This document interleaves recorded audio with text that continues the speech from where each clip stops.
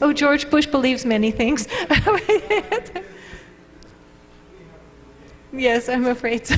Thank you. Yes. Not really. I mean, that's one of the things that's curious. I mean, just regular folks. I mean, there are differences. The differences are in things like the way the government has really got a firm hand on them now. It used to be that many of the Imamzadehs were just left by themselves, and there are still those little ones that nobody pays attention to because there's no money associated with them. As soon as there's any degree of income, the government makes sure that that's sort of managed. And when I went to Shah Chirag this time, there's a government office that's been established right there on the grounds. It's gotten much bigger. They now have a clinic for poor people to go to. They have their own sort of electrical station. It's becoming absolutely enormous. But I used to feel that at the shrines, many of them were places where women would gather, and they still are, especially the little ones. But when you'd go now to a big place like Shah Chirag, having these government people there, and it made me uncomfortable. And I guess part of that is just as a foreigner who goes there, I attract, sometimes people notice, and if I'm wearing chador and I have sunglasses, then people don't notice so much. But still, sometimes people notice, and I just don't want to draw attention to myself. I just want to go and see what's going on. So I feel happier going to the little ones myself, but that's, just my own problem. Yes, please. Well, I don't know how much they take. Idare Awqaf collects the money, and each of the Imamzadehs has their own bank account in their own name. Now, this is the way it was before the revolution. Since then, I haven't gone back and, I don't want to go see those people. I don't feel comfortable. They might tell me, but I used to go to Awqaf before, and they showed me the accounts. So I had lists of how much money each of the different shrines had made in a year, and it was interesting for me because then I could compare. People would tell me which were the most popular, but then I could really see which ones were getting the most money, and if what people told me was the same as what the money was saying. So those things were interesting. One night I went to Shah Chirag, when they would have a formal money counting ceremony. And the people who were members of their board of directors would all wear jackets, light blue jackets with no pockets as a symbol, and they would sit around a huge pile of money, an enormous pile of money, and count it out. And then they bind all the bills, and they take apart, when there was change, they separated that out. Some people threw jewelry in, and then they had a special man there who was he was a karshinas, an appraiser for gold, and he would sit there and appraise the gold, put the good stuff aside, and then there were letters inside. It isn't only money that they get, so there were a lot of letters from people, and they let me read them that night. When I asked them if I could read the letters, they wanted not to make it easy for me, so they said, yes, you may read the letters, but if you want to read them, it was already midnight, because these ceremonies are very late at night when they do the counting and have dinner and all of that. They said, you can read them, but you only have until tomorrow morning, and nobody can help you. So I stayed all night at Shah Chirag and tried to read the letters, because I wanted to understand what people want. Usually when you say, if I would go ask someone, well, what do you want from the Imamzadeh? They'll say, I had a problem, I asked to have it fixed, or for some help, and he gave it to me. But they wouldn't say exactly what the problem was. In the letters, they go on for pages and pages telling you the problems. And people told me that the Motavali of the shrine or someone at the shrine would be given those letters to read, and that if there was any way they could help someone, they would. But usually people don't sign them in a way that you could identify them. So they just have to depend on Shah Chirag and not on the Motavali in a case like that. But it does give you a sense of what people want. But as far as, I think that the money, it goes into the shrine account, and then it gets, at the time I was there, it was getting used for the shrine. Also, the shrines would give loans to each other. At the time that I was there before the revolution, Shah Chirag was doing a major renovation, and they borrowed money from Imam Reza, because it was his brother. So the shrines have family relationships just like other people. It's an interesting system. Yes, please.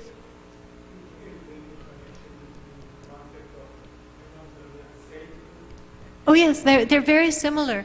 If you study, there are books written about Catholic saints, and the way people relate to them, feel about them, give things to them, ask for things from them, especially with Catholic saints, it's very, very similar. When I read about those, it sounds the same. And a friend of mine who's an Austrian anthropologist who did research outside of Shiraz, she was off near Yasuj, and working there for over 30 years. But she said one time when she was in Vienna, she went with some friends. They said, oh, let's go outside the city. There was some kind of shrine to a Catholic saint. She went there and she found a message left in Persian. It was a shrine that was one of the Marian shrine for Hazrat Maryam. And so the person who was there, who was Iranian, was visiting, said, you know, I don't have anyone else here, but, you know, I kind of know you, Hazrat Maryam. And you know, they went and asked for what they wanted there. So people feel that it's not only that it looks like it from an academic point of view, but people feel that there really is a similarity and that one should behave in the same way. Yeah, it's an interesting correspondence. Please, it was my great pleasure. Thank you.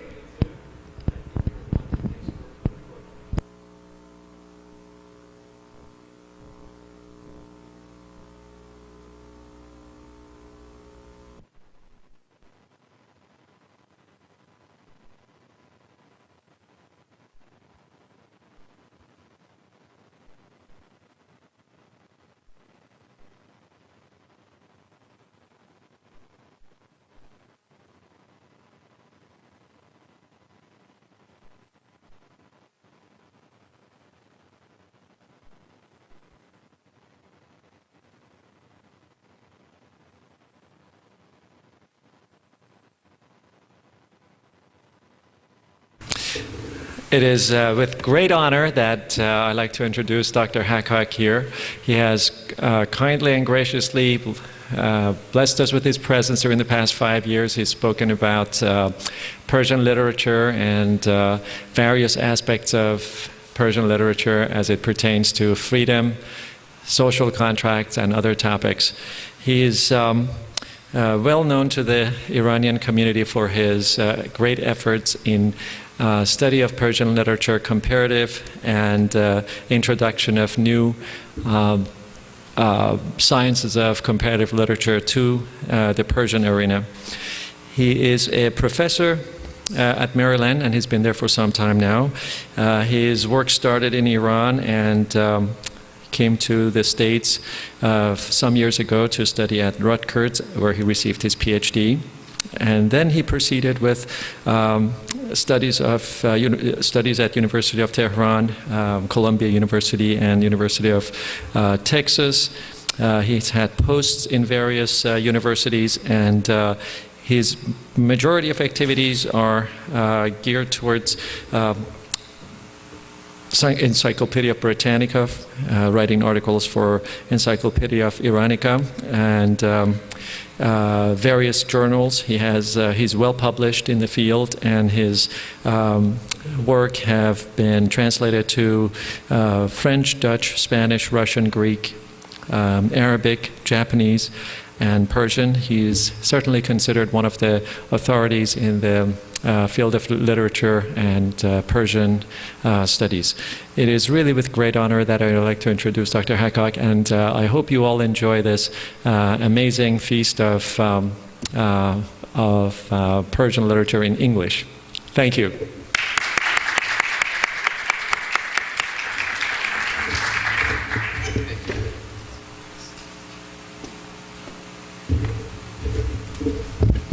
Good morning, everybody. Thank you for being here. It's not easy to make the effort Sunday morning to be here. I appreciate it. Persian literature, well, it's a huge topic, isn't it?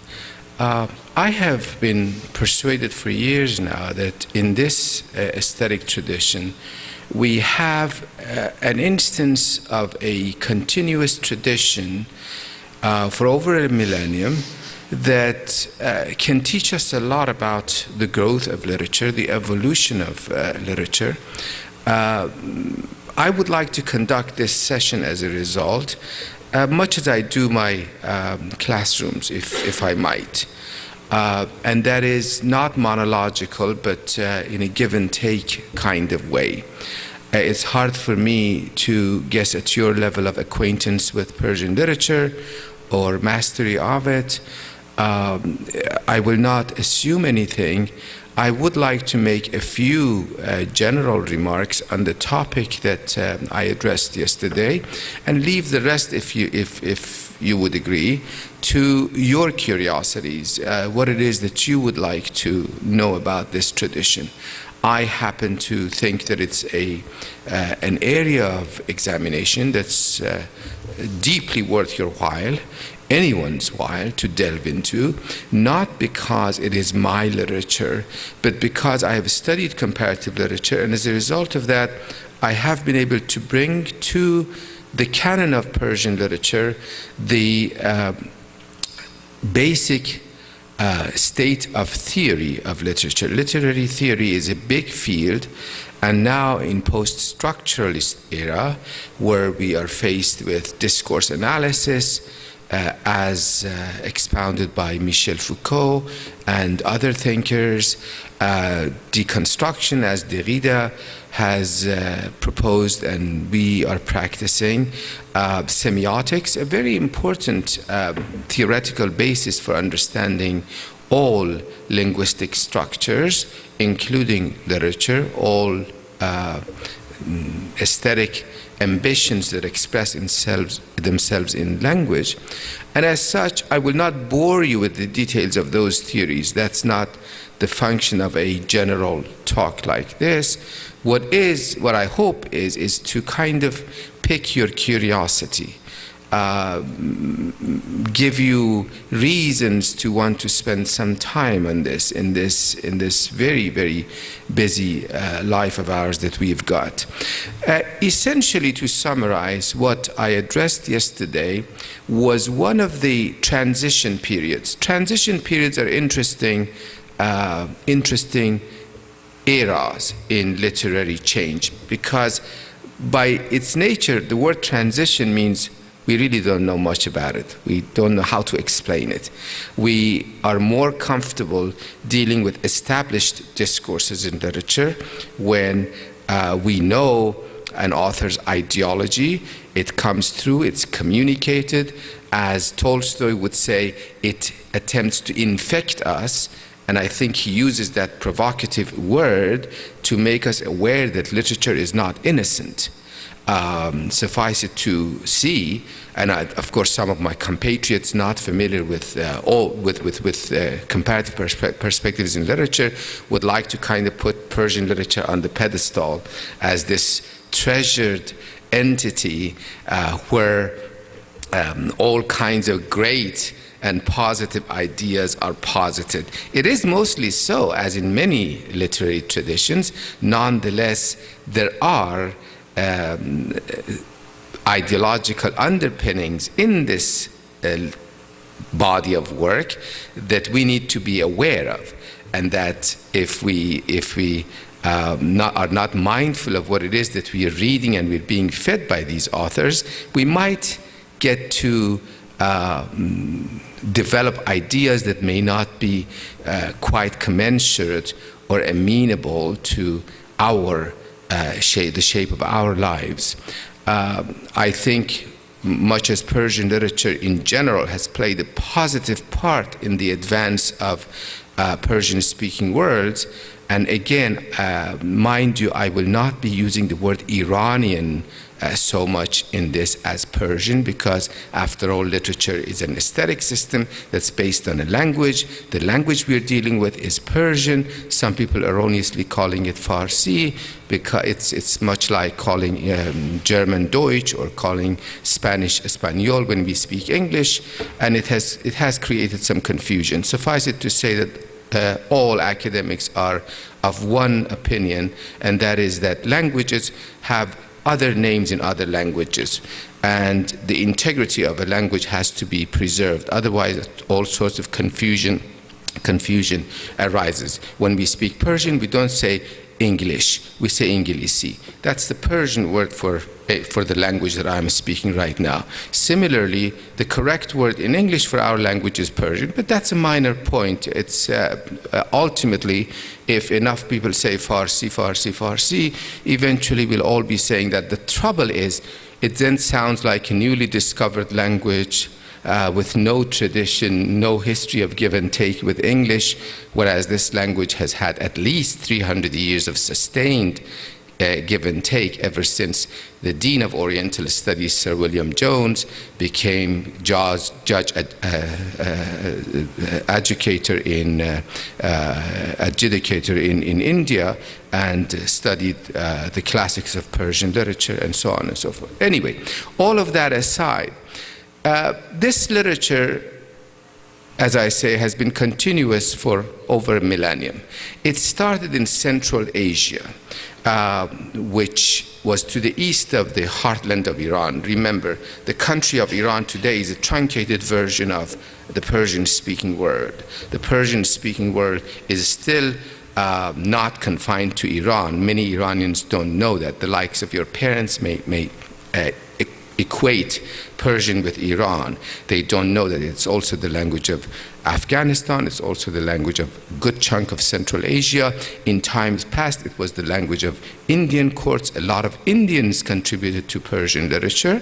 It also was the language of culture and literature in Caucasus, in the Ottoman Empire, and today it is your language, the language of a sizable and substantial diaspora that no longer lives in the homeland of the Persian language, nonetheless practices it, uses it, teaches it to their children, and so on and so forth. And so all of these preliminaries are necessary to see what it is that I'm trying to say. Because what I say is not only different from what you may have heard or been told by non-experts.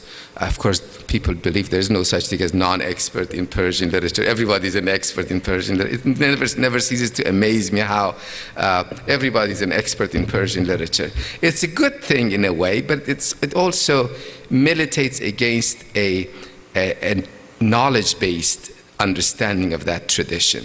It's an emotional. I remember from my own childhood that it was my father's bah-bahs that got me curious about Persian literature. Every time he said bah-bah, I would ask, what is it exactly that he's bah-bahing, you know?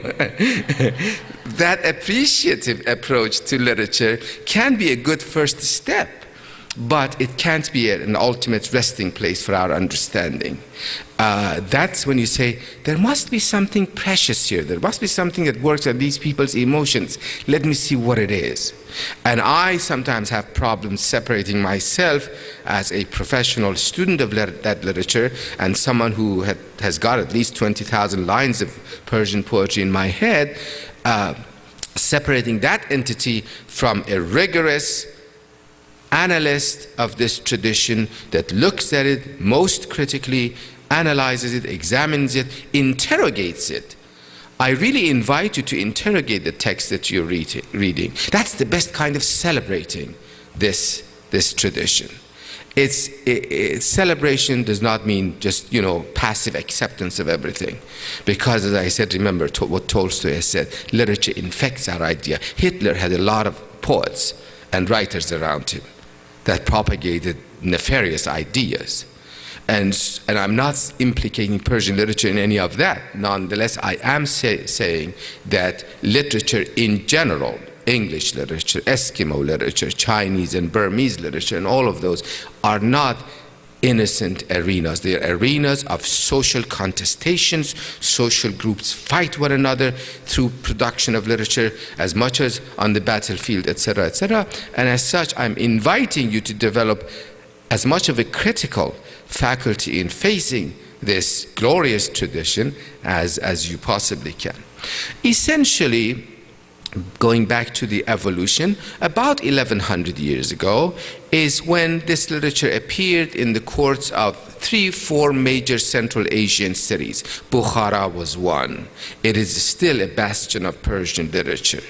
Balkh was another, a very important area today in Afghanistan. Ghazni, we still talk about Sana'i Ghaznavi, and Ghaznavi means from Ghazni. Ghazni today is a stronghold of the Taliban, for example. That's unfortunate. Nonetheless, it was Lahore. Lahore was a very important center of learning in Persian. You may not know that. This is in the 9th through the 12th centuries, when Salman Savaji says, Ey Lahore, veyhak bi man chegune, ey aftab roshan bi man chegune, and so on and so forth. He has left Lahore, much like the rest of us who have left the culture area in which we have been raised, and is now lamenting, asking his home, his city, how it is doing without him, this glorious son. And Marv, and so on and so forth. That the combination of Central Asia, Afghanistan, is the birthplace of Persian language as we know it. In Persian, it's called Farsi Dari because it developed in the courts of those areas. One of the mistakes that oftentimes the older generation of Persian speakers make is they constantly say, oh, Persian poetry is understandable to everyone, even illiterate people. Yeah, illiterate people babble in it, but they don't really understand it. It's something we say to make us feel good. There is a volume of Hafiz in every Iranian home. That ain't so. It really is not. Poetry has always been an elitist genre. My God, especially in old times when paper was so expensive, and pens and plumes and such were very rare. Only kings and courtiers could afford them, which is why so many poets congregated around these elitist centers. Ghazni became a huge center of Persian learning and Persian poetry, and so people from all over the place went to that city because Mahmud, a great king, kept robbing the temples of India and bringing the gold to that city and distributing it among his poets, among others. And of course, there's a huge give and take between the poetic power and the political power. You know, this is not just the case in Persian, it's the case everywhere. When Shakespeare says in one of his sonnets, so long as men can breathe or eyes can see, so long lives this, meaning the poet's sonnet, and this gives life to thee, he's talking to his beloved, but he might as well be talking to the king, the patron. Patronage is a very important aspect. A lot of native speakers who are not professional students of this tradition don't know that. What a positive part and what a direction-giving part patronage, court patronages have played on Persian poetry. So it emerges there. The language itself was spoken by the man on the street, but later it was appropriated, refined, polished, and then used by these court poets. And so there was a lot of literary production. That early poetry is what perhaps the only great work that people know of that era is the Shahnameh.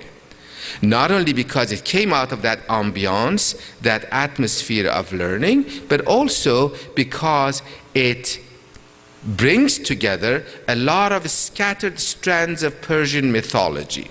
At least 3 strands are woven together to give us the Shahnameh. One is just the mythology, the oral tradition, stories that people told of the beginnings, how things were at the beginning. Sar Padeshahan Kiyumars bud. At the head of the kings stood Kiyumars, Gayumard. He's of course a big Indo-Iranian chieftain, and we don't know much about him. And it starts there. And then with Feridun, it takes the first nationalist bend. When Feridun divides his land, which is the whole world, possibly the whole known world, among his 3 sons, Salm, Tur, and Iraj. But guess what? He gives the best of the lands, Iran, to Iraj. And the name suggests the association Iran and Iraj. That's where a universal pre-patriotic, pre-land-based narrative becomes kind of land-based and culture-based. And that's where we know that the material that Ferdowsi is working with is Iranian material as opposed to Chinese material or Roman material. So that's where the epic becomes national. It becomes a national tradition. And then every time you have a nation, you have to have enemies, right? Today they make you stand up and they sing for you, Ey dushman to sange khare man ahanam, right? Silly things to say. And silly word to imagine that you have to always keep fighting someone, an enemy. But the conception of an enemy is there. It should be there in order to, again, provoke you to defend your homeland and so on and so forth. The concept of an enemy, real or imagined, and we are seeing versions of that imagined enemy today in this country, right? So that's very important to the development of whatever purpose politicians, statesmen are trying to advance. So it develops there, and then it weaves into a very, I don't want to say mysterious, but a very kind of foggy set of narratives that deals with a single household, 4 generations. And that's the Rostamiyat part of the Shahnameh. Rostamiyat is the narratives of Rostam. It figures Sam, Zal, Rostam, and his son whom he kills himself, thus taking care of the continuation of the lineage. And so it is that strand which we think, to the best of our guess, and it's only an educated guess, it may have some Indian origin. It weaves into the Shahnameh. True, the relationship between the house of Rostam and the kings of Iran, and we don't know where these kings live. The geography of the Shahnameh is all messed up. Ferdowsi didn't know where everything was. Ferdowsi didn't even know where Takht-e-Jamshid is. It's funny to me when today, people associate Persepolis with the Shahnameh. It's not there. It just ain't there. Some of my students look at these Iranian sites and they say, looking at these sites, you would think Iranians are still Zoroastrians. And they're right. We don't seem to want to use the motifs of the beautiful tile work of the mosques of Isfahan. Why? Because we hate the Islamic Republic. So there you have already one big collapse of a series of ideas. The ideas that have given this glorious notion of spirituality, all of a sudden has become captive to the whims of a silly, very ephemeral, almost unimportant state in the general trend of things. Anyway, so the Rostamiyat works its way into the narratives of the Shahnameh, and then of course with the defeat of Persians at the hands of Alexander, the Shahnameh ceases to be mythological and becomes more or less historical. That's where we begin to see personages such as, for example, Ardeshir and Anushiravan and Bahram Gur and Bahram Chubir, and eventually Yazdgird and so on and so forth, whom we know had historical existence. That's basically the narrative of the Shahnameh. It covers 5,784 years. But the years are not really real years. These are mythical times, and people didn't keep count, and we don't know. In all likelihood, for example, Rostam, whom we are told in the Shahnameh, lived over 600 years and was survived by his father, by the way. So we have these heroes of superhuman longevity. In all likelihood, Rostam is a composite figure. A lot of heroes were named Rostam, and so Ferdowsi attributed to one big man, one huge hero. That happens a lot. That happens a lot when we have a gradual progression of an idea, and then one man either makes it visible or guides it to its culmination, or somehow makes the final concluding contribution to the process. It becomes he who is responsible for that. That happens a lot in historical accumulation of events. So that's the Shahnameh. It's a world in which, it's a real world. It has a march of civilization from nomadism to settled states. One of the marvels of the Shahnameh is that it shows us, no matter what we think of Iran, these were early settlers. When they settled, their enemies were nomadic peoples who kept invading them, carrying incursions into their land, taking their produce, taking their herds, taking their women, and so on and so forth. So essentially, in its early stages, the Shahnameh is an articulation of nomadic tribes facing settled peoples, and it ends, of course, in the defeat of the Persians at the hands of the Arabs. My final point about the Shahnameh, and I do need to move on, is that we need to distinguish between the voice of the racists that were ancient Persians, and I'm not saying racist as a derogatory term, I'm just characterizing that they really were. Everybody subscribed to a race-based system of distinctions. It's a closed system. It's a system that runs in blood. So to the extent that I have Aryan blood in my veins, I'm pure, to the greater extent that my children will not have it, because mixture is a fact of life, intermingling and intermarriage and so on and so forth. I'm less pure. And so that comes to an end, and thank God it comes to an end. And at the beginning and the end of the Shahnameh narratives, we have the voice of the poet. He reflects on that. A lot of people forget, again, the older generation does not know this. When Ferdowsi says Iran, in his mind he's talking about a civilization that has been dead for over 400 years. So he is not glorifying Iran as a lot of people think when they think of the Shahnameh. The trouble is that the early modernists of the late 19th century and early 20th century read the Shahnameh in that way. They gave it a nationalist character. It did not have it. In old times, the Shahnameh was just stories of dead people, stories of the past. It had great lessons in it. Saadi says, این که در شاهنامه ها آورده اند رستم و رویین تن اسفندیار تا بدانند این خداوندان ملک که از بسی خلق است عالم یادگار. The reason why they've brought these heroes, Rostam and Esfandiar, is for people to know that the world is so old, so many generations have come and gone. That is the lesson of the Shahnameh in pre-modern times. In modern times it becomes هنر نزد ایرانیان است و بس. Right? And that هنر نزد ایرانیان است و بس is spoken by the characters inside the Shahnameh, but it's now attributed to Ferdowsi himself. Ferdowsi does not subscribe to the racist and the racial designation of separation of tribes and groups of people. He believes in language. The difference is that the race system, as I just mentioned, is a closed system. Witness the Afrikaners in South Africa. They no longer are there. They're South Africans now. Because it's a fiction to think that you can sustain the purity of your race. He subscribes to the language. You know the language? You're a part of this language. You're a part of this tradition.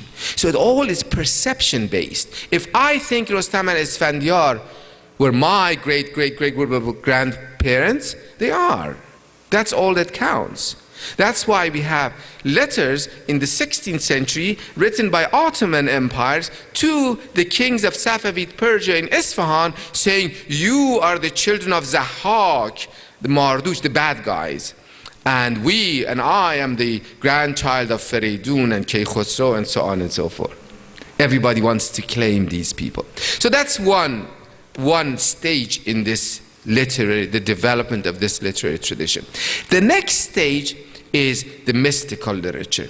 Again, it's very tough to be a teacher of the mystical tradition in Persian literature in this country, because on the one hand you've got the second generation who have been fed falsehoods by their parents that they bring to your class by saying mysticism is this glorious, wonderful thing, and the Arifs were against the Orthodox people, and they were godless, and they wanted, some of them were, but then they generalize. It's called essentialism. They take that trend and generalize it to the whole, right?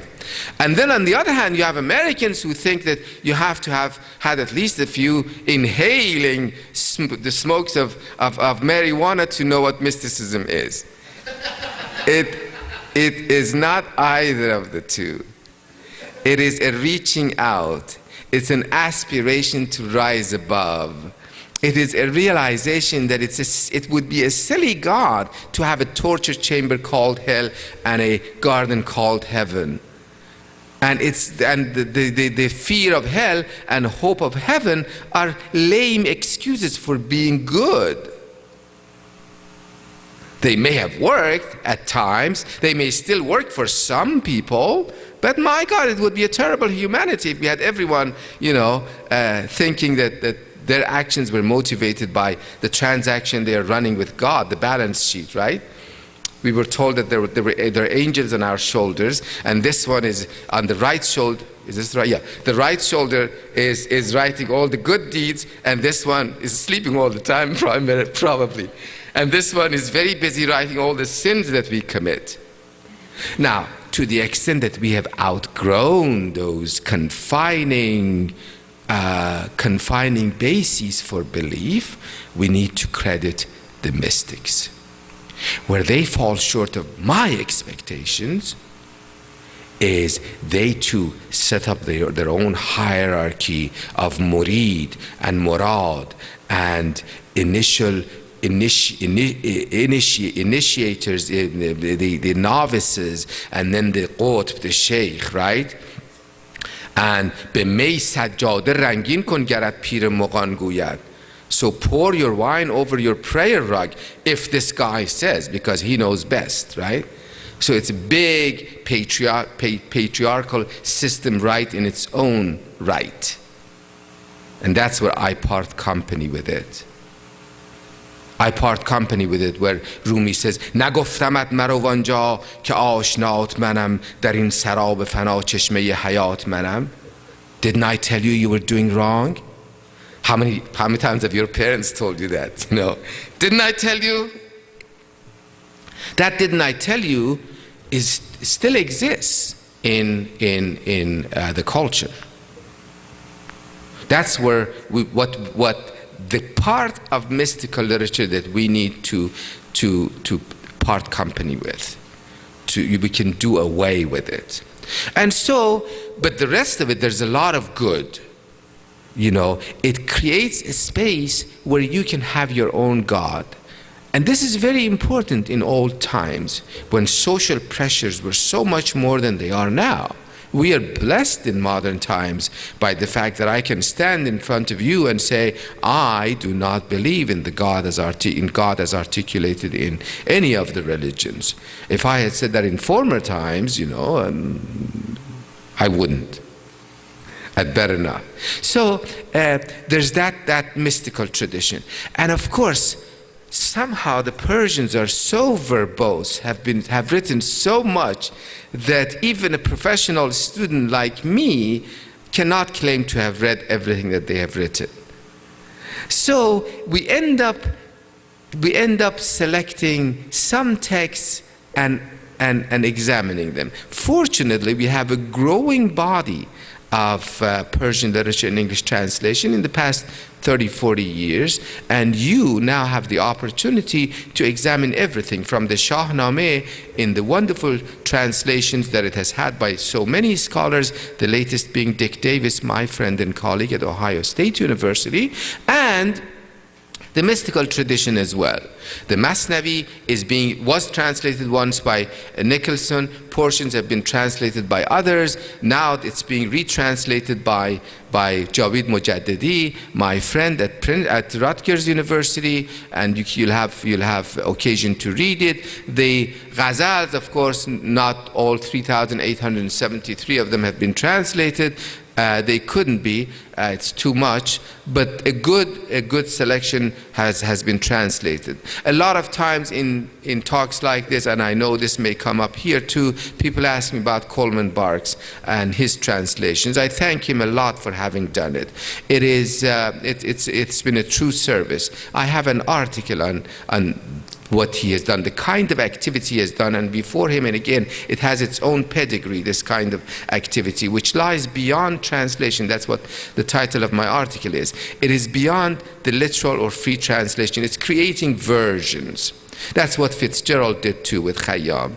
And so they have their own place in the constellation of translated texts. What we need to keep in mind in reading Coleman Barks is the almost complete de-anchoring that has happened in his translation. You get no context, no immediate context, either from the Persian-speaking world or from the ideas that he has been dealing with and working with, or from the culture that it comes from and the language. You don't get the Persianness of Rumi, which is what turns off a lot of nationalists. It doesn't bother me, but of course you need to be aware of that. And of course, I think it would be a good first step, a good place to wet your toes in understanding Rumi. In what I said yesterday, and this will have to be my last word, and I do want to open it up to your questions. That's where I get to get my reward in the form of your questions, is that we have this notion of people who transgress boundaries. God bless every one of them, because boundaries are very confining, and they become more and more confining by the day almost. And to illustrate that, as one very small case, I selected the configuration of this bird, this winged creature of tremendous power that resembles, on the one hand, the Indian Ghidorah, on the other hand, all the eagles, the eagled staff of Zeus, and so on and so forth, including various other articulations of winged creatures. It reflects the human desire to fly, which in ways it has been fulfilled, although not by making wings for individual human beings. Still, the name is Simorgh, and of course it goes all the way to prehistorical times. The figure Siena Maraga, Marava Siena, etc., etc. The etymology is very boring, and I will not take you through that. The name of the bird is very important. It creates the symbolic capacity that the mystics give it. Simorgh literally means 30 birds. So it could mean a bird the size of 30, so refer to the physical appearance, the bigness of the bird, or it could mean anything else beyond the figure of C. And Attar, the person whom I use as in my text, uses it very deftly as the ideal of these creatures, these birds that all of a sudden come to the realization that they must have a king and that they should seek it. And king, of course, does not really mean king as opposed to president. It means any kind of leader. So they go eastward, and eastward is very important. That's where illumination occurs, right? They go eastward to this mythical mountain called Qaf, and there they come across this court that in one sense is vacant, and it has a mirror-like surface. So it shows them to themselves. The Simorgh, the 30 birds, 1,000 start going, the rest of them fall. It's a very treacherous path, and 30 of them get there, and they see themselves in this mirror-like surface. And it says, Ayenastin Hazrat Chun Aftab. It's a mirror-like surface. With the Shahnameh, we have a window onto an external world that really does exist and is inhabited by Deevs and Dads and dragons. By the way, the Shahnameh has beautiful dragons, and they're all ladies, so I invite you all to read them. The Deevs and dragons on the one hand, mighty heroes on the other, and of course an absent God that is there only in the thought of human beings. With mystical literature, on the other hand, we have this reflection. Think of the word reflection in English. It doesn't just mean creating the image, your likeness on the other side of the surface seemingly. It also means giving you an occasion to reflect on your existence. So representation in the epic tradition, reflection in the mystical tradition. It's a wonderful scene to behold, where these birds really contemplate their own existence in ways that it almost resembles magic. It's a magical moment when they come to the realization, or do they, that they are it, that it is them, that there is no God external to the universe, that God in a way is truly inside them, and it's they who make their own gods. That at least is the lesson that I take from this text. The book has been translated again. Dick Davis and his wife, Afkham Darbandi, God bless both of them, have translated it as The Conference of the Birds. It's been published in the Penguin Classics series. It's a wonderful tool. I teach them every year in my Persian literature courses. That the epic tradition, the mystical tradition, and so many other traditions that come after it connect Persian literature and create the continuity I mentioned at the beginning. The fact that in this tradition, if we look well, I think, we see the stages in the growth of literature. I have a book that deals with the next transition period, where the classical tradition gives way to the modern tradition. I'm now working on a book that deals specifically with the transition from the epic, objective, out there narrative to the subjective, reflective, in here kind of narrative. Let me end with a few lines from Forough Farrokhzad, this marvelous woman poet who died at the age of 32, but kind of summarizes what I'm saying about the window function of the epic tradition and the mirror function of the mystical tradition in Persian literature. She, of course, is a totally modern human being, so is dealing with her own psychological problems. When she says she was suffering from manic depressive states, and in one poem she says, تمام روز در آینه گریه می کردم، بهار پنجرم را به وهم سبز درختان سپرده بود، تنم به پیله تنهاییم نمی گنجید و یأسم از صبوری روحم وسیع‌تر شده بود.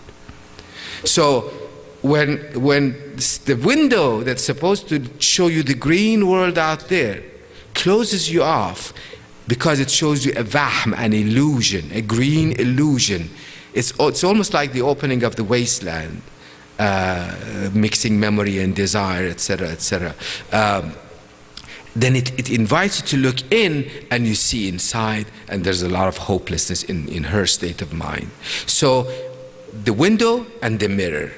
Let me leave you with these two images. One opening the world out to you, one closing the world off from you in order for you to look inward. Thank you. Your questions, please.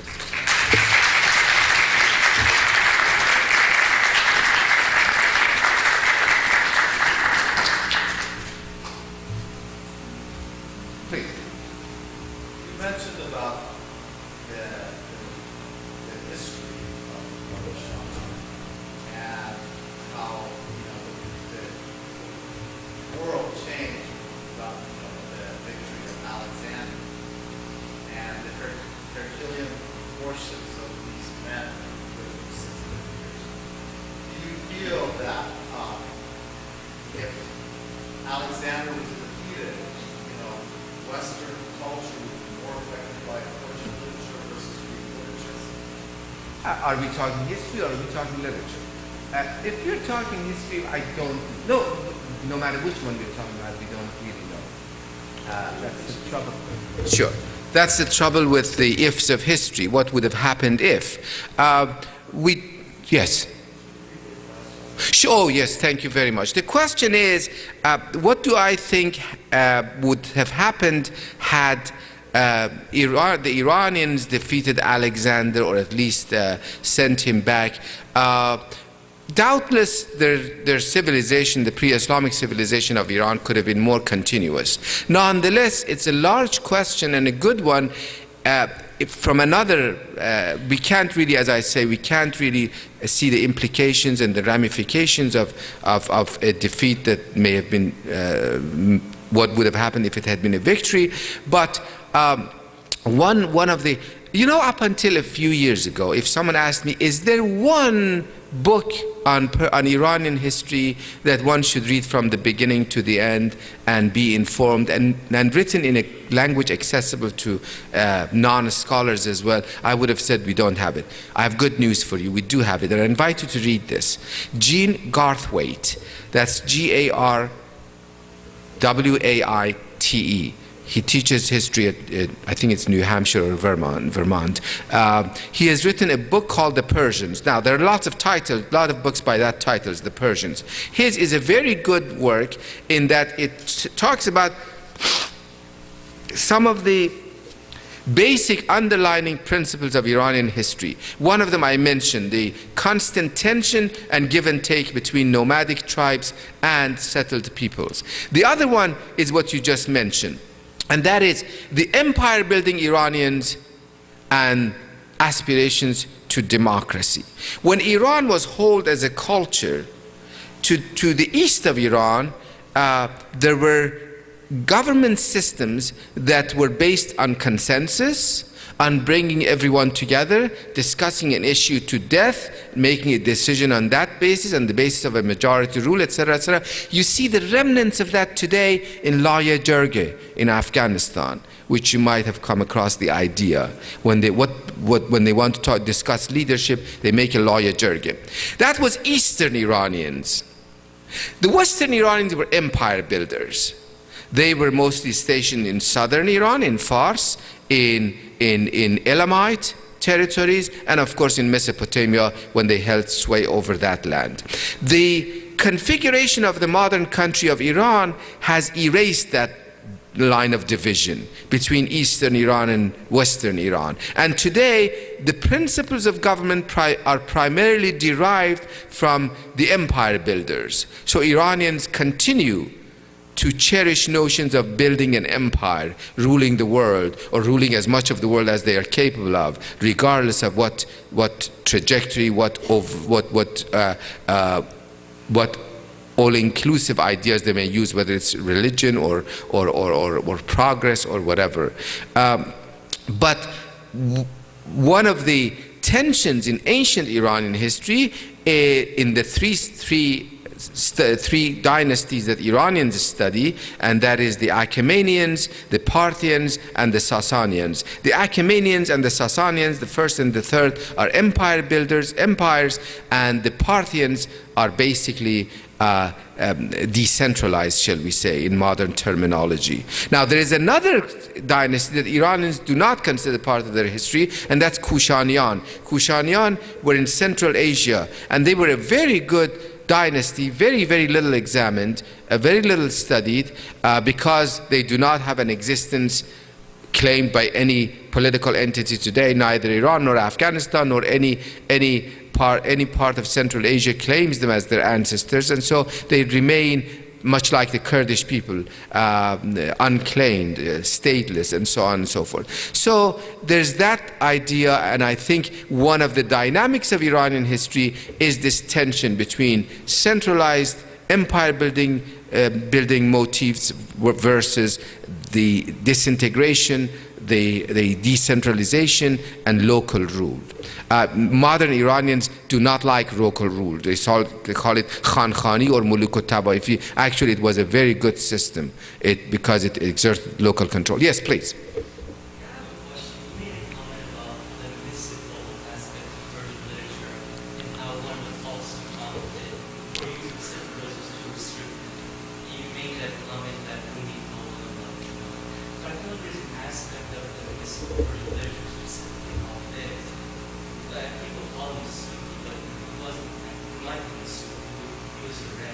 Right. And I feel like he went above those tradition of, the step ladder to follow. Do you feel like that's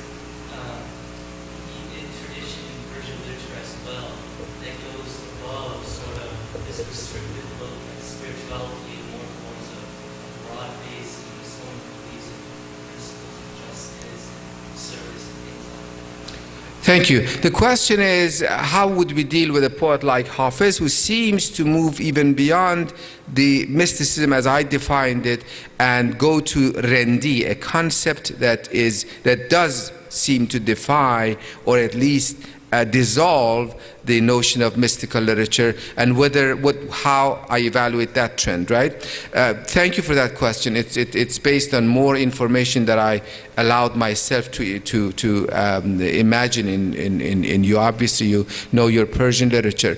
I agree with you that Hafiz was not, strictly speaking, a mystic, although the mystical discourse in Persian literature became so pervasive that almost everybody spoke the language of mysticism, even though they were not mystics. So the language of we have to separate the language of mysticism, which becomes everybody's language of even lovemaking, union, unity, and so on and so forth, up until the modern times, when really the notion of eros, or lust, is introduced back into love, because there was a time when the moralistic trend in Persian literature banished lust from the concept of love. Jami has a love story, a manzume, in which, in order to, and guess what?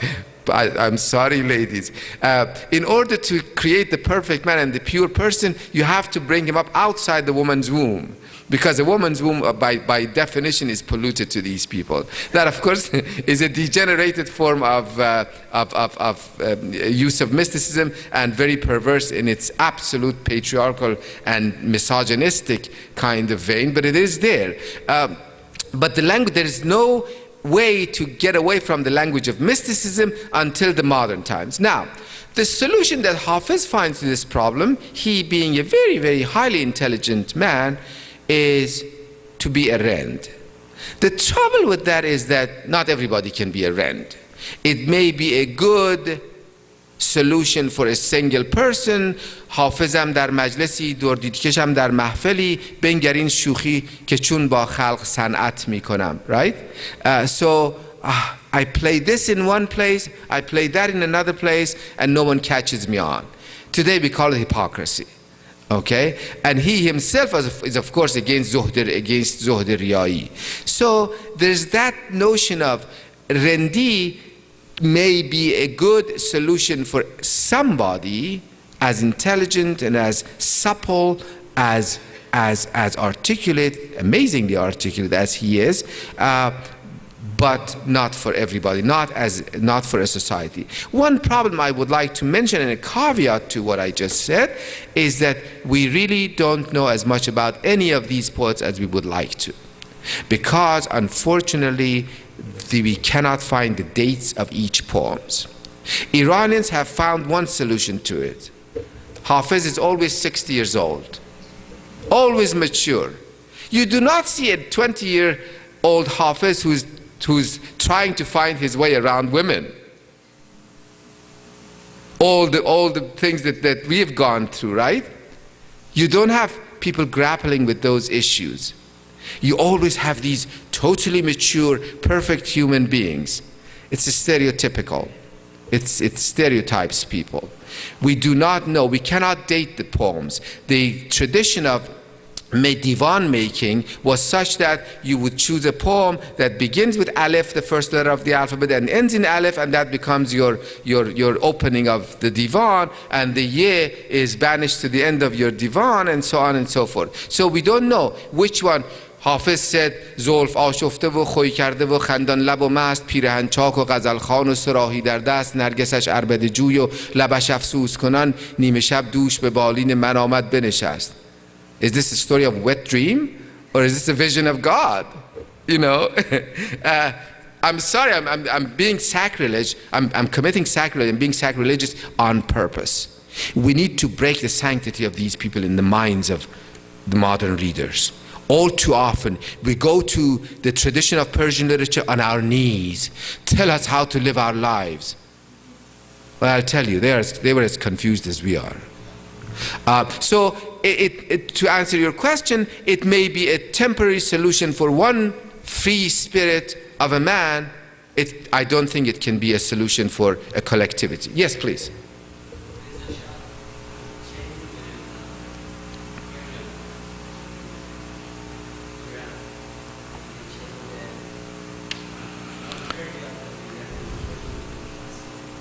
No, Reza Shah did no such thing. He did not do the second thing. He did the first thing.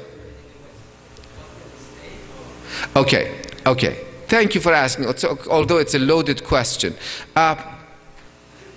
Yeah, Reza Shah changed the name of the country from Persia into Iran.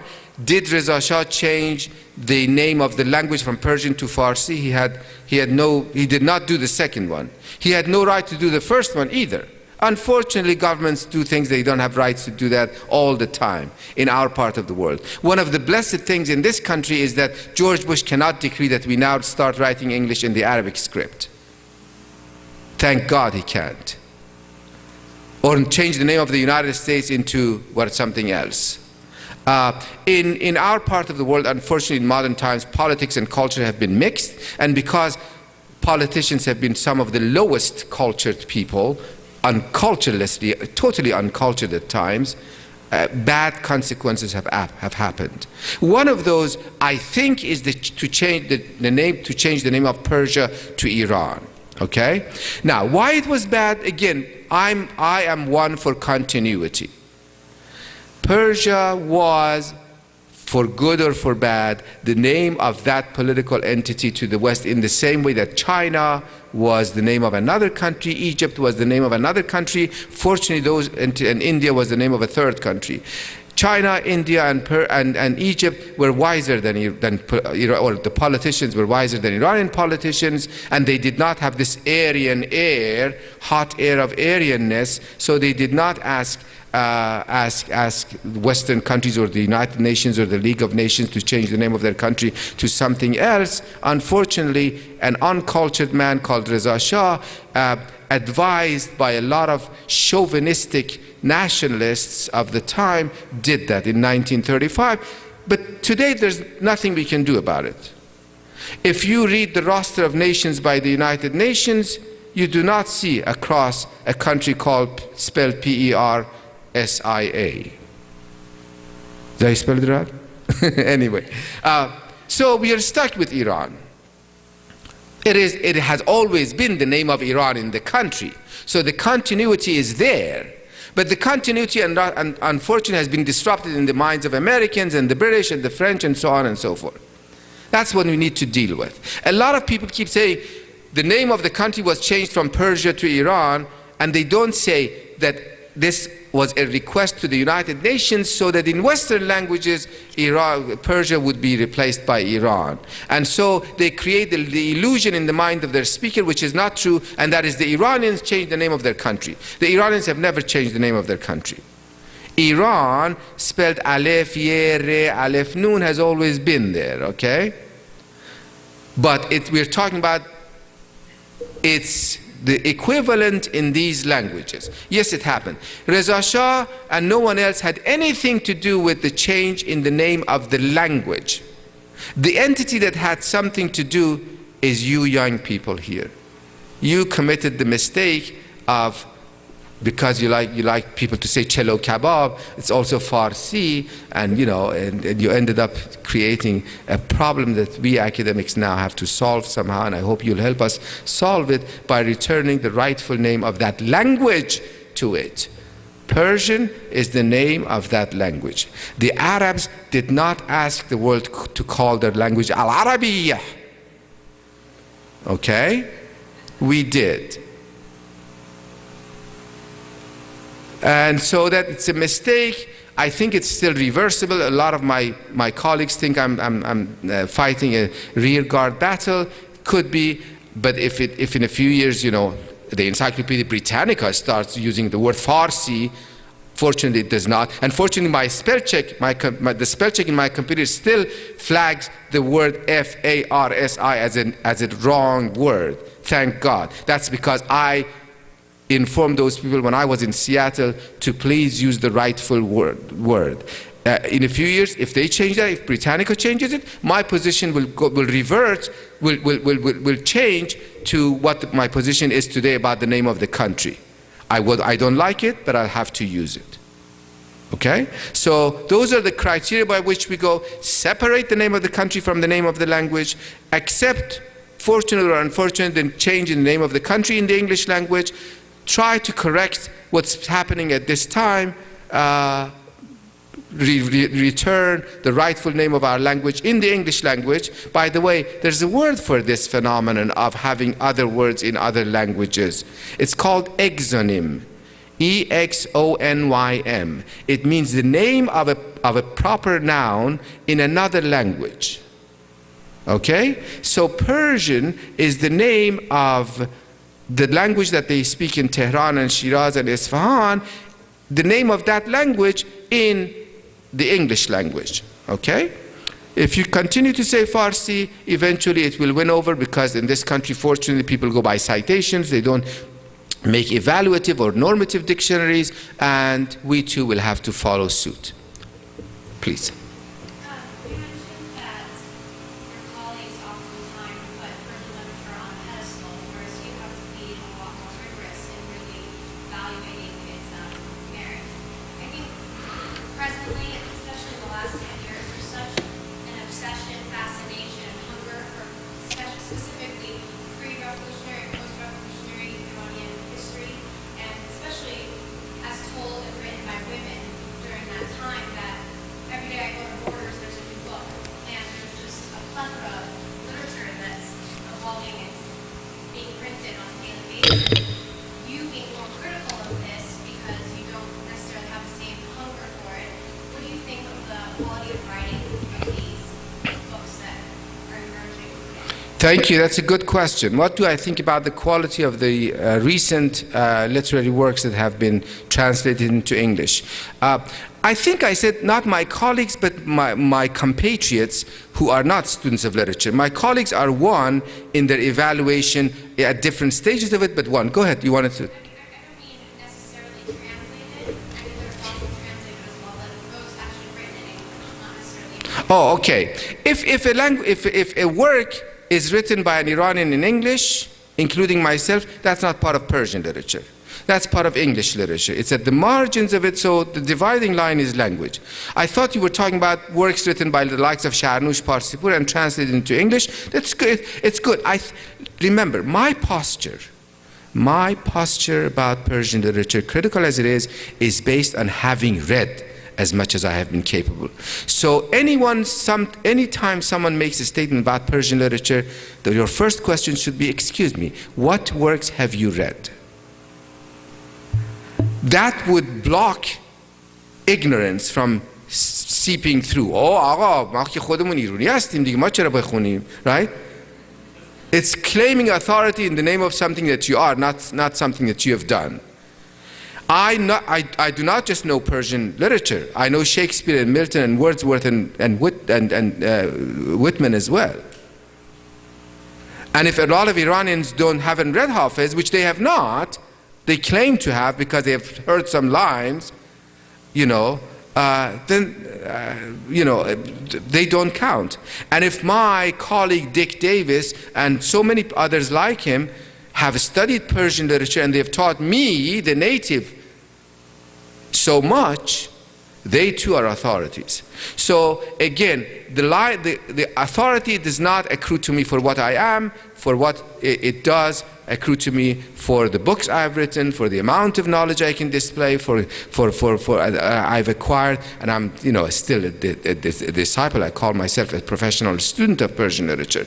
But I invite you to listen to people after they've proved to you that they have the right to make the statement, not right in the legal sense, but that they are an authority and they know what they're talking about. I think you have been waiting. Yes, please.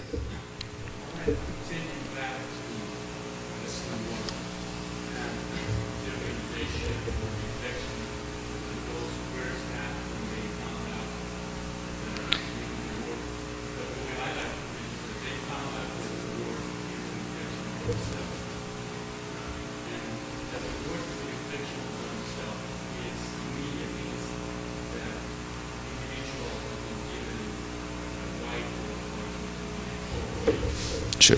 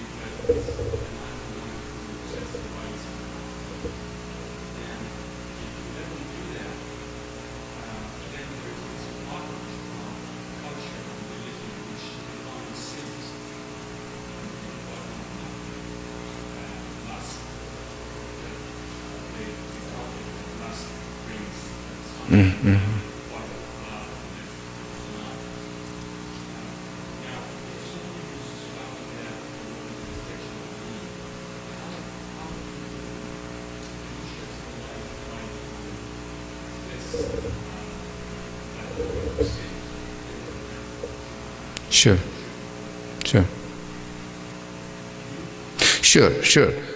What do we deal with the notions like sin that accrue to collectivities and communities? That's what I mean. If we read texts like the Conference of the Birds as, or the culmination of that story as only our own image being reflected back to us as images of authority, God, or whatever source of authority we do seek outside of ourselves, if it invites us to reflect inside ourselves. That's not the only conclusion. I agree with you. That would be the relevant, the empowering conclusion. And I think that's what we need to work with. But then you have to take care of another fact in the Conference of the Birds, and that is the birds can't do it on their own. They need the hudhud. Because hudhud is the guide. Every Sufi needs a god, and there's so many people, a guide. And there's so many people who claim to be your guide.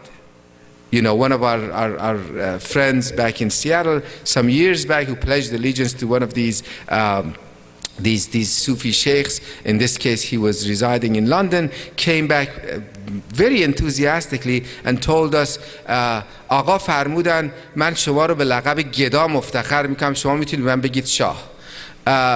Stories like this are a lot in mysticism. And Hafiz, I think between Rumi and Hafiz, something happened in mysticism that changed the emphasis from the pathway itself, which everyone can tread, to the hierarchies of rank and degree. Because Hafiz says, ساقی بیار آبی از چشمه خرابات تا جامه را بشوییم از عجب خانقاهی. There was a lot of عجب خانقاهی, that pride in being the chieftain of the Sufis and the clothes that they wore and khirqeh and so on and so forth. So the khirqeh and khanqah began the process of the decadence, of decay in mysticism as well. And later, of course, with the Safavid, it became very narrow-minded. It changed to beggary, mendicancy, all kinds of non-productive lives being lived in the name of dervishism, what we call dervishism, in the name of seeking the path of God. The same happened in India too.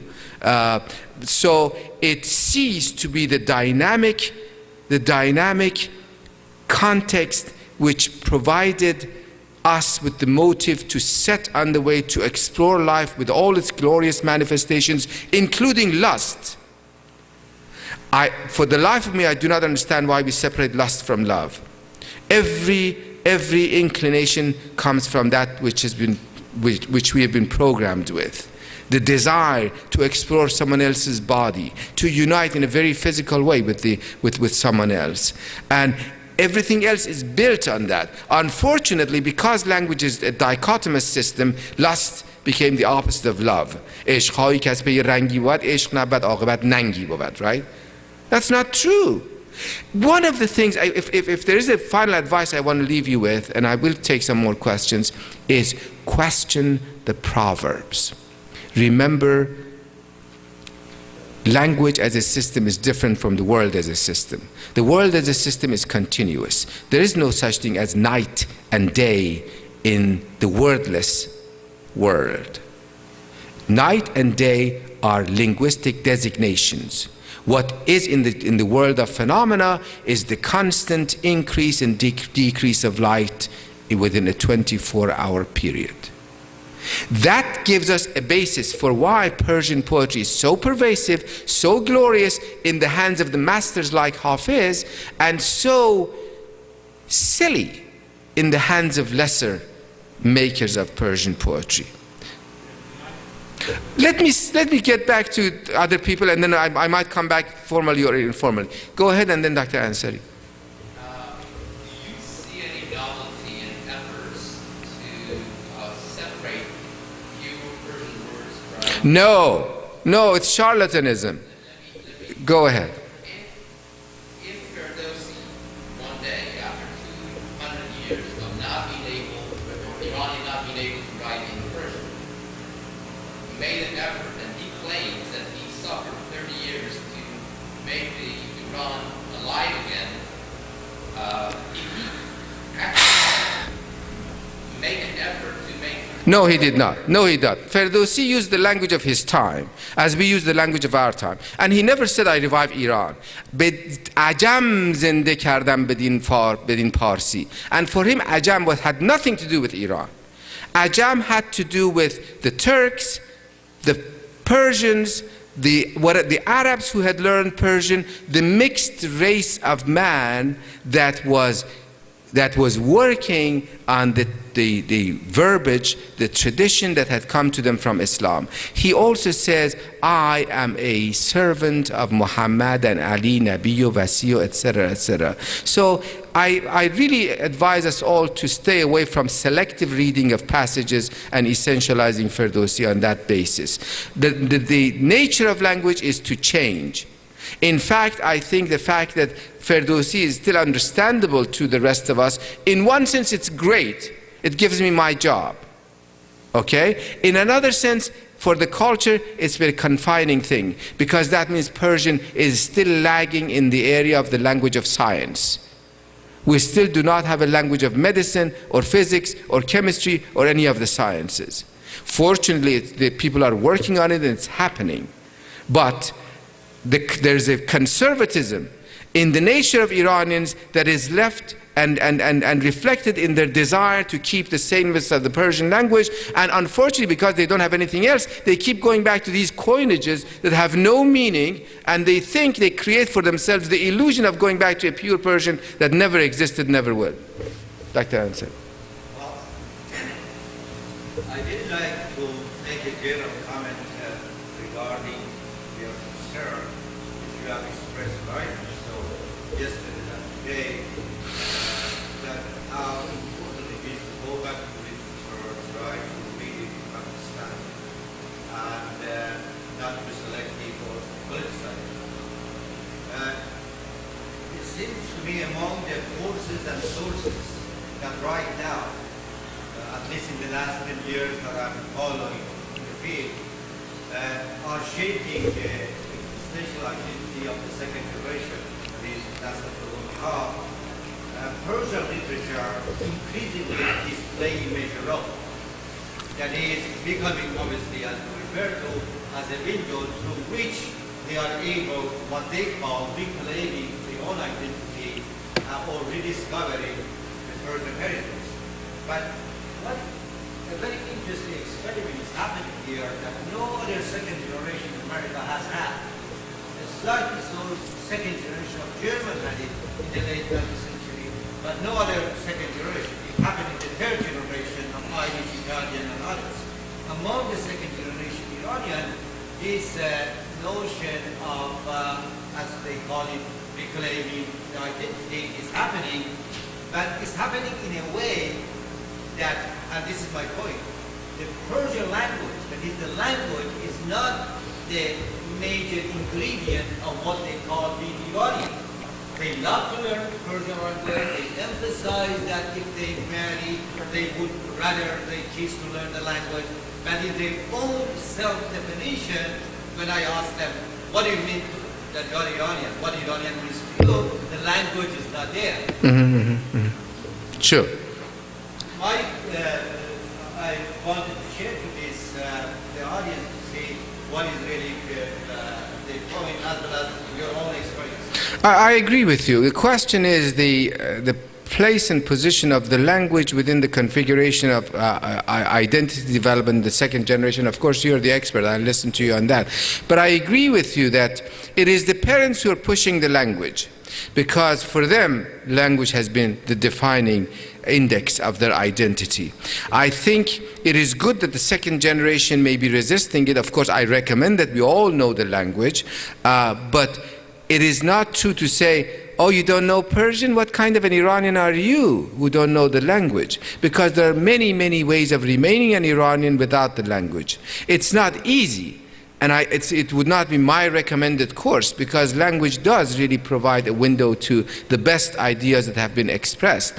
In in that tradition. However, it is not correct to say that because you don't know the language, you are guilty of a sin, and we are going to punish you by calling you American or whatever else, which they mean as something less than Iranian. So I think with all the scholarship around, there are lots of ways of remaining an Iranian, even though you may not have the talent for the language. So I recommend that one way or another, you keep your roots. If it is through the language, so much the better. If not, by other means, as you see fit. Shall we make one last question by someone who has never asked one? Go ahead, please.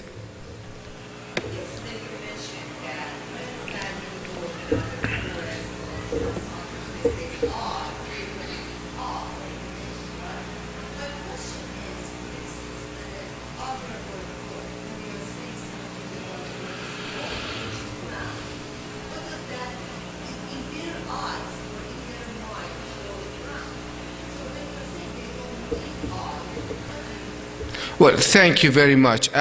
You're right. Yesterday I tried to distinguish between the fictional I and the persona of the poet, because all too often in Persian literature we say, Sa'di must have been a great man, because a great good man, because he talks so much about ihsan, for example, benevolence, or about nikhui, having good manners, good habits, etc., etc. All I was trying to do is create doubt. Just because I claim I praise a quality does not mean that I possess it. This obviously does not hold for the color of the wall, but for some, I was trying to resist and again invite and strengthen critical reading of the tradition by saying, imagine falsity. Imagine people have lied through literature. Imagine people have misled through literature, as well as guided and led properly as well. I'm not saying all of literature is misleading. The additional point I was making, especially in reference to the classical literature, is that classical literature is based on a system of idealization, not a reflection of reality. It is the modern literature to which we go to see how things are, at least from the point of view, the subjective point of view of the author himself or herself. In all times, I made the point, and I would like to reiterate it here, when Sa'di says, Bani Adam a'zai yek peykaran, he knows better. That neither in the Shiraz of his time, nor in all of the cities that he has traveled, has this proved to be a state of fact, existing fact. He is registering a desire. Wouldn't it be lovely to have a humanity in which everyone would feel like a part of a single body? It would be great. It ain't so. Let's make it so. Literature is one of the things it does. It's the arena of submitting your heartfelt desire for a better existence. Thank you very much.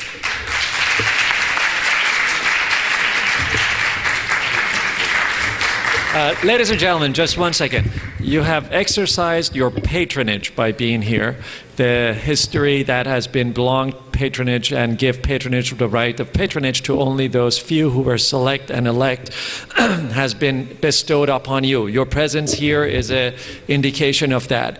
There is another way you can exercise your patronage, and if you want to have or share a part in the future of your world in defining it, the scientists and individuals who have been at this meeting have provided audio-visual writings and statements in their productions that are available. You can be part of their support by purchasing it and considering it, having it. If these words that were shared today are of any value to you, there is more of them, and this is only a very small summary. So please do enjoy it. Please do come back next year, because this is more than just being here for a social event. It is really a support of your future and of your heritage, and for the world is a better thing for us to take that responsibility seriously. Thank you very much for coming here again, and return back at 11:30. Thank you.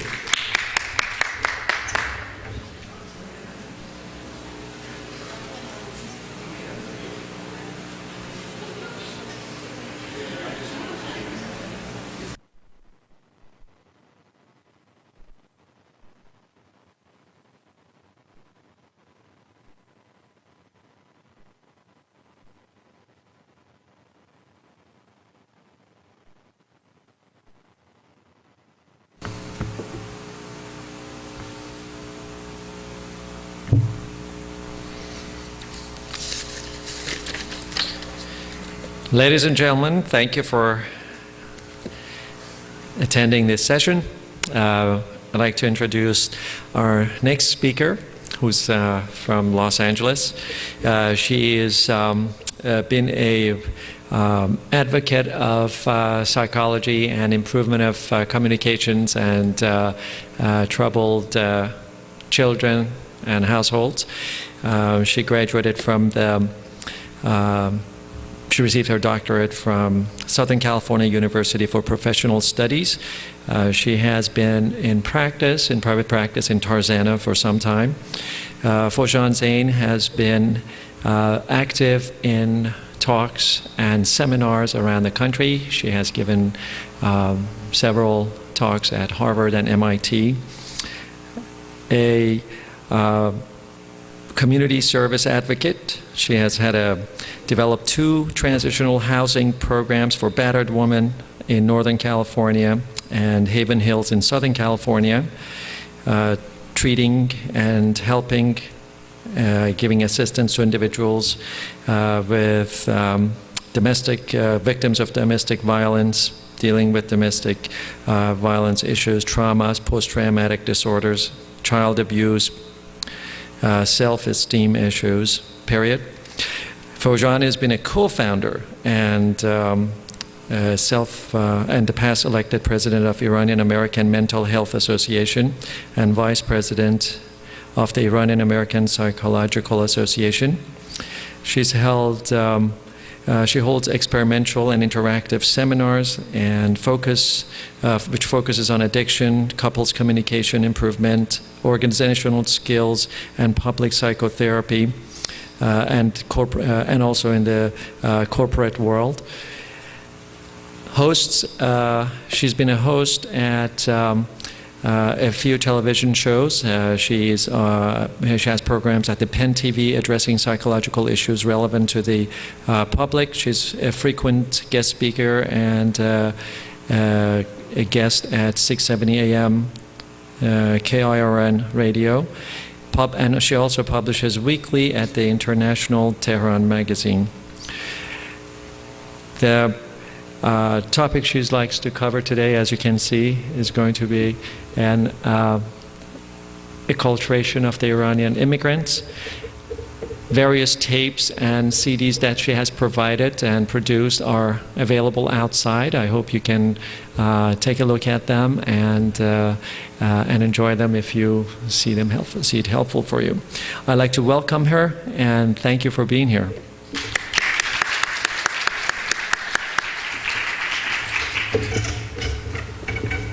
Hello, everyone. I'm on top of a squeaky thing. So, we're going to talk about the Iranian immigrants and the acculturation into the American community. Why do I pick this subject? Because we all have to go through it. And immigration and acculturation does not only hold the space of maybe the first 3 months that we're here or first 6 months that we're here, but it's part of our life. It's part of the fabric of our life at every moment, and it goes from generation to generation. Wherever you live, wherever you go, the next generation still has to face your immigration and acculturation issues. So that's why it's prevalent for all of us to see where is it that the dynamic is pretty natural and normal. It isn't that there's something wrong with us that we go through this phase, that this is something common that all immigrants go through, and yet to look at what are the pains and how is it that we could probably minimize the pain and the suffering and maybe go forward to create a successful lives in the new chosen land for us. So if I could ask the next slide. So this particular night, today actually, we are choosing to look at different sections of population who chose to come from Iran to the United States. The population that chose to come at one point, we went back. The population that we chose, it was actually young adults. These are the group of people who have completed their high school, and then they've chosen to come to the United States because of work capabilities, or they've come to U.S. because of universities. They wanted to go forward with their work. The other group is families. Families decided because of their children. They're married, maybe they came for work, or they came because they wanted another future for their children. Then we have, after the families came, after a while, they brought their parents. So then we have the next generation of grandparents coming in. And then we have two groups of religious refugees and political refugees that have left Iran because of needing to be free in experiencing and practicing the religious or the views that they've had. Next slide, please. We will look at two eras. There's a distinct difference between the immigration, the immigrant population, and the reason that people immigrated before the revolution, 1978, 79, and after. So some of the reasons we look at that people came before revolution was really higher education, employment and business opportunities, and choosing to move forward. It wasn't that they were necessarily running away from something. We had the amount of political refugees that were coming out where the percentage were minimal before the revolution. And not that they weren't any, but the percentage was minimal. Usually people migrated because things were good and they wanted to get better. For them, they were in a financial capability that they wanted to go out and learn more, and some people actually wanted to go learn more and bring it back to their own country. I was one of those people who were sent out when I was 13 years of age to come here to study, to go back, and then revolution happened and decided to stay. Next one. And there's immigration reasons after the revolution, which still consists of the same thing we talked about. People still came to grow, people still came to have better education and work and business opportunities, but then there was an addition to that. The additional reasons were also coming from a running away place, running away and lack of personal freedom, wanting to get out to gain and obtain freedom, lack of freedom from religious views, political views, choosing even your attire. People couldn't walk outside without a chador, or men could not walk out with anything that they wanted. Dating, people couldn't necessarily just walk around and with opposite sex without having to go to be lashed somehow. Women being suppressed, being drafted into the military, war, unemployment, and economic depression. Now, why is that important? The reason that's important is because the psychological factor, becomes different if you are coming from a satisfied place and completely done with what you've already have and wanting to move forward. There's another lot of positive and excitement moving you forward, rather than something that when you're not ready pushes you out. There's completely a different level of psychological aspect that we have to face from before and after. So the psychological process of the choosing, you look at moving toward the pleasure versus moving from the pain. There's also this factor of whether you were leaving an illegal versus illegal commute. It's much easier to have your visas, everything ready. You know that there's a group waiting for you out there. Everything is set up. You get onto the plane and come to another country, rather than having to go and walk like the sheep through the Turkey or Afghanistan and Pakistan and go through traumatization consistently. And the anxiety of wherever you go, you might be in some level of trouble, or you will even come to another country and you would have to go into camps, and you would have to stay places where you couldn't really move forward. So the trauma piles up, and the psychological factors that you would actually have to deal with is tremendous when you actually have to go through an illegal commute. And there's a huge, huge Iranian population who's had to go through that through their immigration. And then you have multiple destination, where people knew that they weren't going to stay in one location because they went to Turkey awaiting going somewhere else, or they went for religious, and most of the religious refugees went from Iran to another country, such as for a while was another country, and then now it's been Austria. And they know that they have to stay there for 3 months, all the way to 2 years, before they're waiting to go somewhere else. Or they will go to Belgium and go to camps waiting for another country, whether it's United States or Canada, to do which is their next destination. Now, what happens at that point is life stops. This is the worst place that you could ever possibly imagine, especially for teenagers. For children, teenagers, and young adults. because they can't do anything. They can't go to school, they can't work, they won't get friends. Even adults, although they're living together, they refrain from bonding heart to heart in a close way because they know they can't sustain the relationship for a long time. So they will stay in a location within themselves which is isolated and won't connect. So life stops for those years. And then when you go to the next destination where you've gotten yourself used to life stopping, it's very difficult to get up and go because you've already gotten a couple of years of stopping. And the teenagers and young adults come to the new land, and they're completely lost. They've lost a couple of years of who they are. They're not up to par with school system. They're not up to par with the language that it is, and with whatever everybody's doing.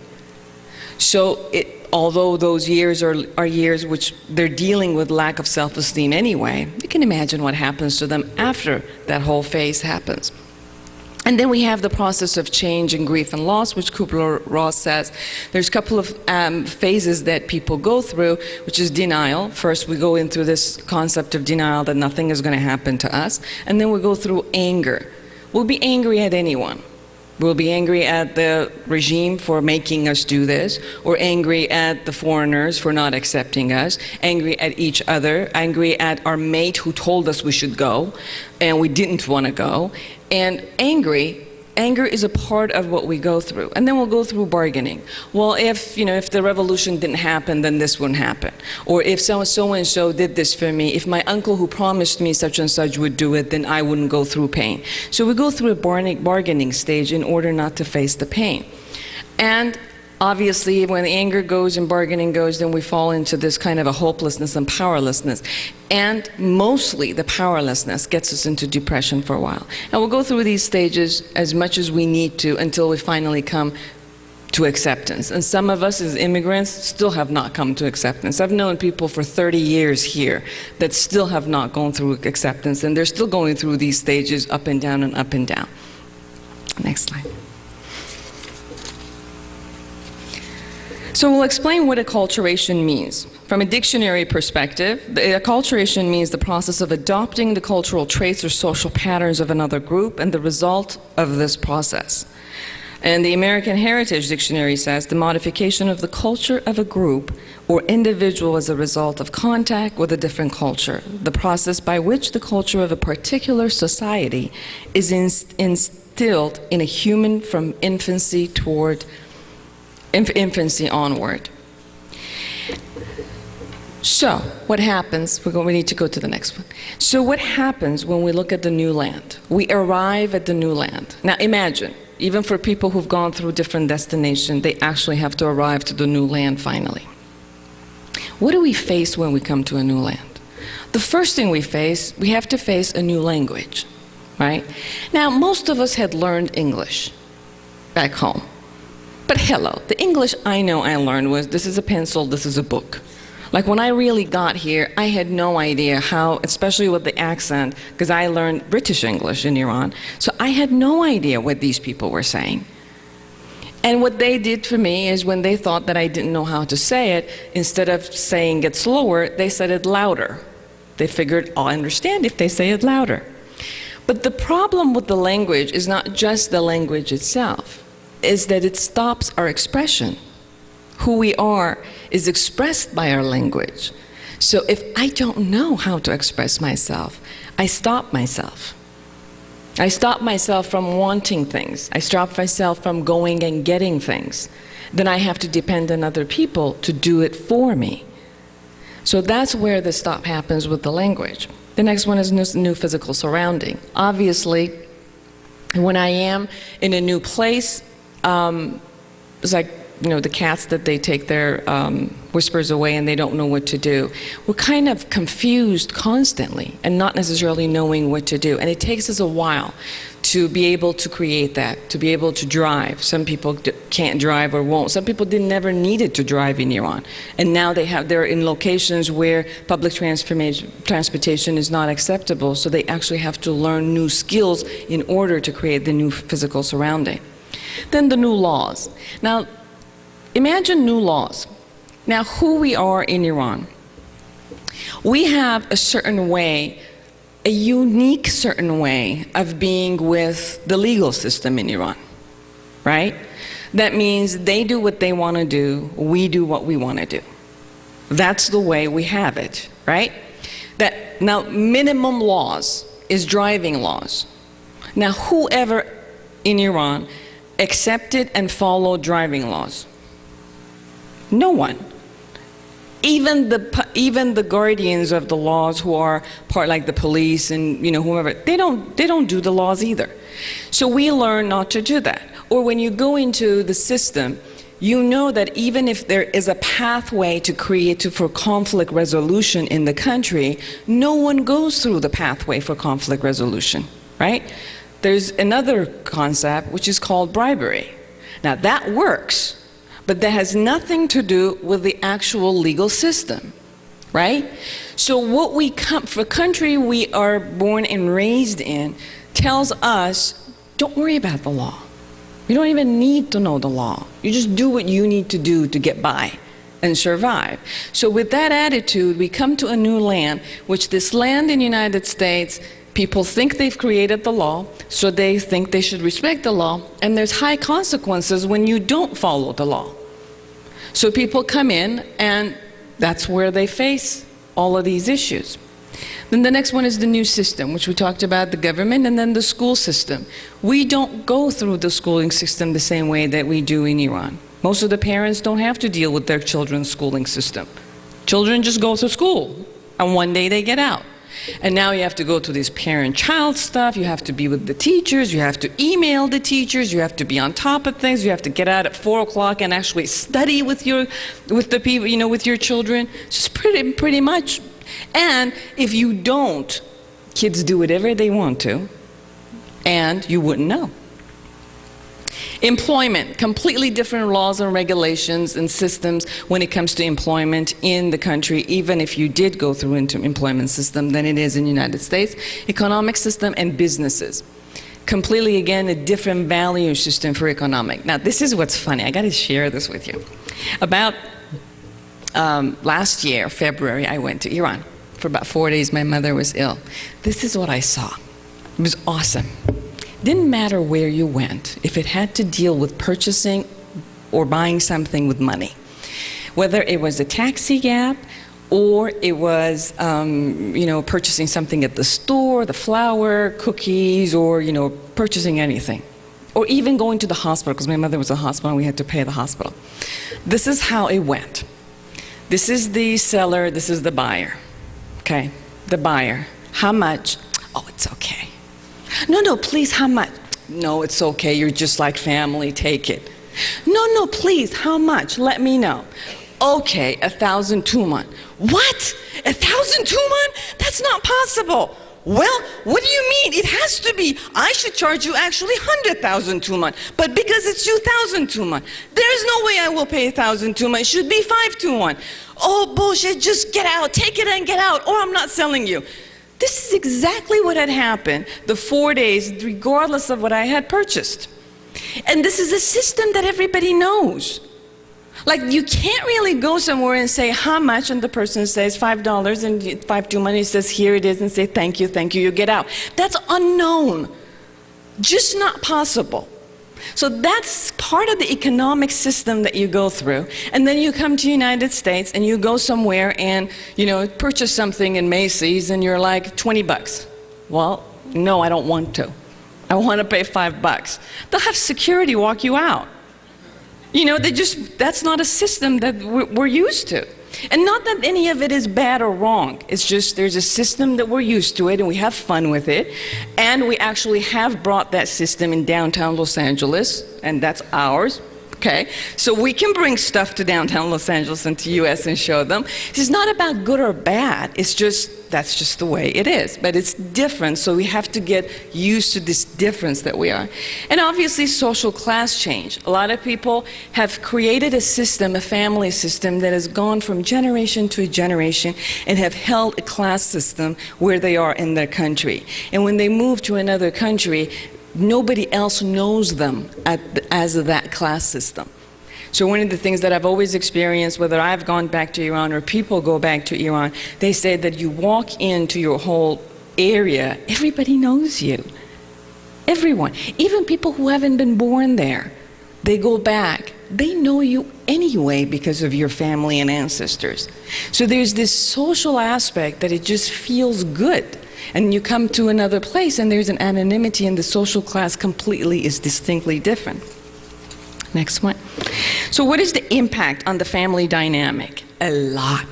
That's where the places that it actually impacts it. Oh, we went to anonymity, complete dependency. Oh, I gotta tell you about this.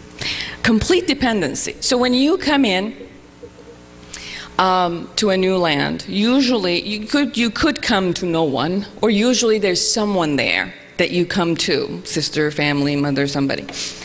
Usually at the beginning, you're completely dependent on them. And this dependency doesn't feel good to anybody, right? Because we come in wanting them to help us, and there's an expectation for them to help us. And they're already living their life, and they could help, and not that they're not trying, but no matter what they do, it's difficult to hold someone's hand almost from an infancy place up. So there's usually a lot of turmoil that happens and disappointments that happens from the family who has actually invited the immigrant to come in, and those many years, and those many years that the immigrants are going through. Now remember, immigrants, when they come in, they're going to go through a depression and a mourning period. That's just what happens. And then for the family who's accepting them as guests, it's very difficult to face this depression and consistently live, because they feel like they haven't done enough and they're continuously not doing enough to pull, to take off this depression, where it's really just a phase that you're going to go through, and no matter how much your host does whatever for you, you're still going to go through that depression. Now the next phase of immigrants, we're about the new mates. When somebody goes to Iran and acquires a mate, and then the mate comes here, right? So when the mate comes here, this is what happens, where they have an idea about who the person is in the United States. They don't know what that looks like. So they have their own fantasy. And usually about 90% of the people who come with that fantasy, they get very, very, very disappointed. Now realize that the concept of immigration, it has its own ups and downs. The concept of marriage, the ones who were here 2 nights ago, last night, it has pretty difficult concept. Now put the two together. You're marrying the person, you're walking into a new life, and you're walking into a new land all at the same time. Disaster waiting to happen. Usually a lot of depression that happens at that moment, okay? And part of that, again, is dependency. Now, many people who go to Iran to have wives or husbands, it's because already they feel alone here. They've been waiting for someone to come to their life, to handle their life, to be with them, and to take some of the pressure off their shoulder. And let alone they have someone come in, which adds all these pressure to them, because not that they want to, they just can't do anything for the next year. They have to learn. They're like an infant on every single layer. So the husband goes to work, the wife stays at home, she gets more depressed, he comes home, and after all these years of hardship, now wants the wife to be, I love you, you're here, let me do everything for you. They walk into a room of, I'm alone, where the hell have you been? You're never home, I want to go back home. My whole family is there, I don't want to be here, you promised me this and that, and it's not going. And this is what they have to actually face until they go through the phase. Okay, next one. So we're talking about the impact on the family dynamic. The family dynamic goes through a couple of hard impact. One of the main impacts is it changes the role of women and men. Then it changes the role of parents. Teens completely have a different role in the United States that they had in Iran. Young adults and 3 generations cohabiting together. Next. Now when we talk about role of women versus men, in Iran, it's common, marriage is a patriarchal system, so the man is the head of a household. Now, we also have a lot of matriarchal system also in Iran. There are many families that women rule and hold the land. But they'll still pretend, the whole family has to pretend that the men are the head of household, because the patriarchal system has to be dealt with in that way, cannot be in another way. Okay? So you come to the United States, and that's just not the case. And you won't see it in your neighbors, you won't see it in the media, it's just not that. So women catch on pretty early on that, it doesn't have to be this way. And then they want to be a part of the decision making. They want to be part of the decision making in here, okay?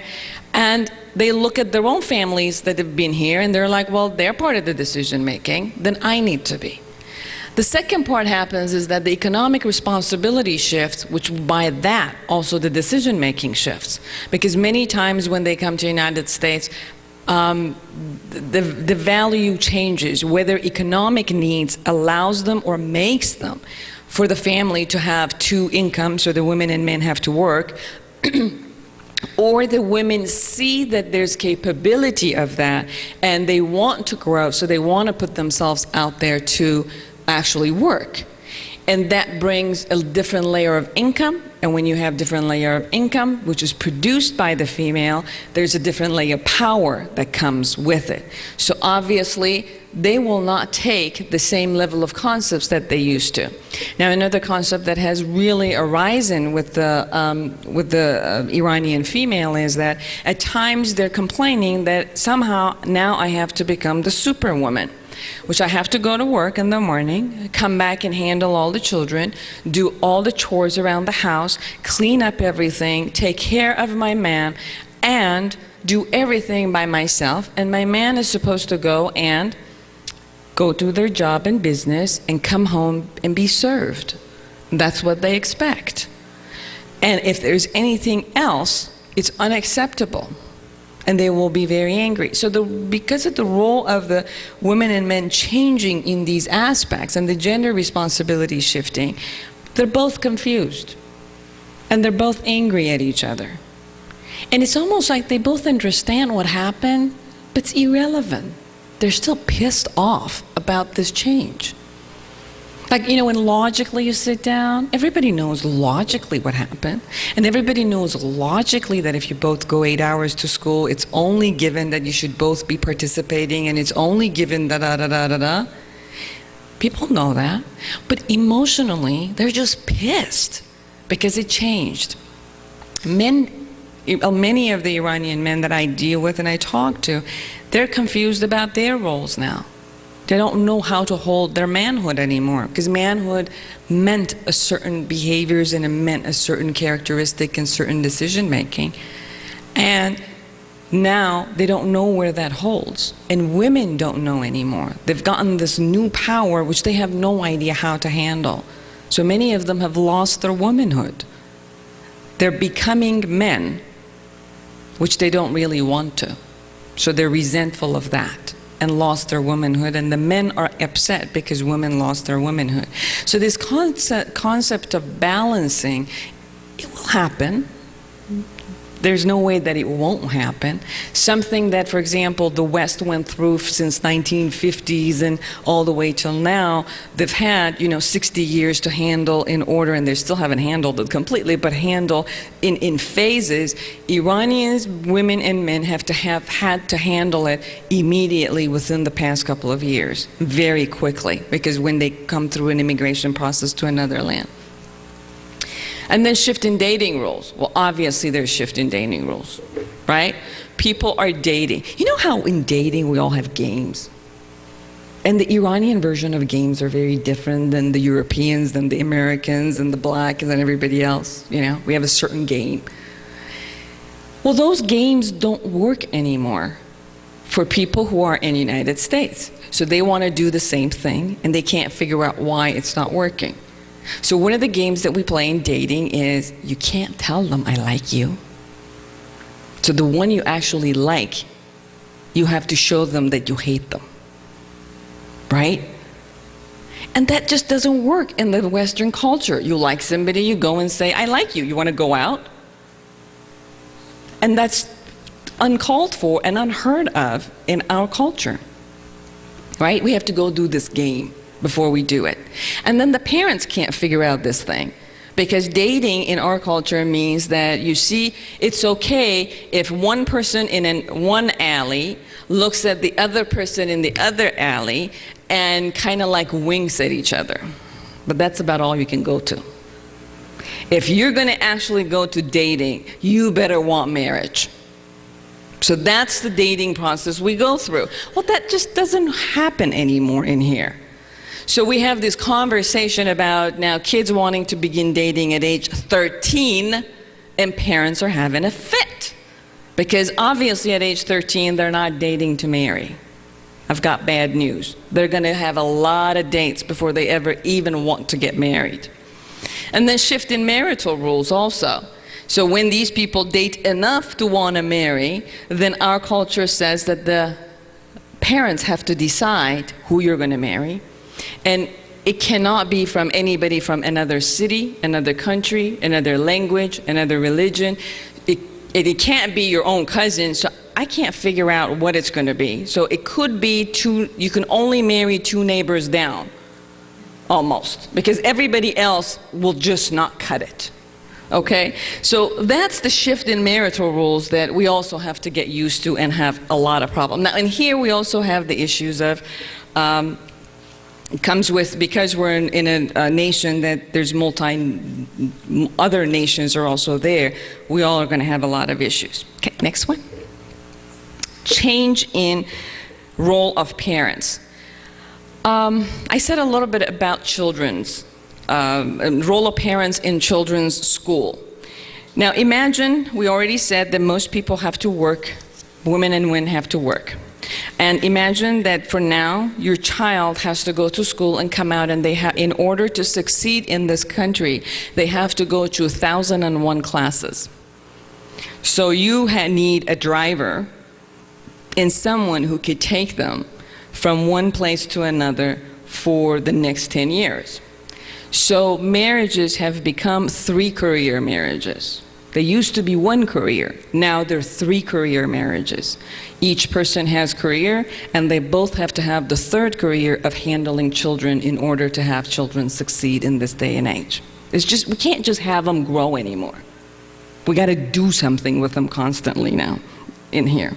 Children's parents who are from other ethnicities. So your kids are going to be in school systems who are going to have a lot of other nationalities there.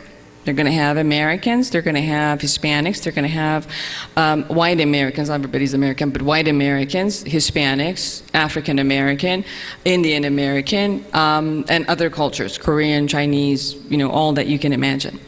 So your children are going there, although still in many of the high schools there's cliques, even the nationalities create cliques, but children really just open themselves up to who the other people are. And they'll follow love. I mean, whomever loves each other, they'll just be there with each other. But then when those children are supposed to be playmates and come to each other's house, the parents are also supposed to begin being friends with the other cultures and the children's parents. Now we have a problem here because we don't accept anybody else. We just don't. And even if we bring them into our families and bring them into actually our home, we're not going to talk English to them. I mean, okay, fine, I'll say, hello, how are you? How have you been doing? How's work?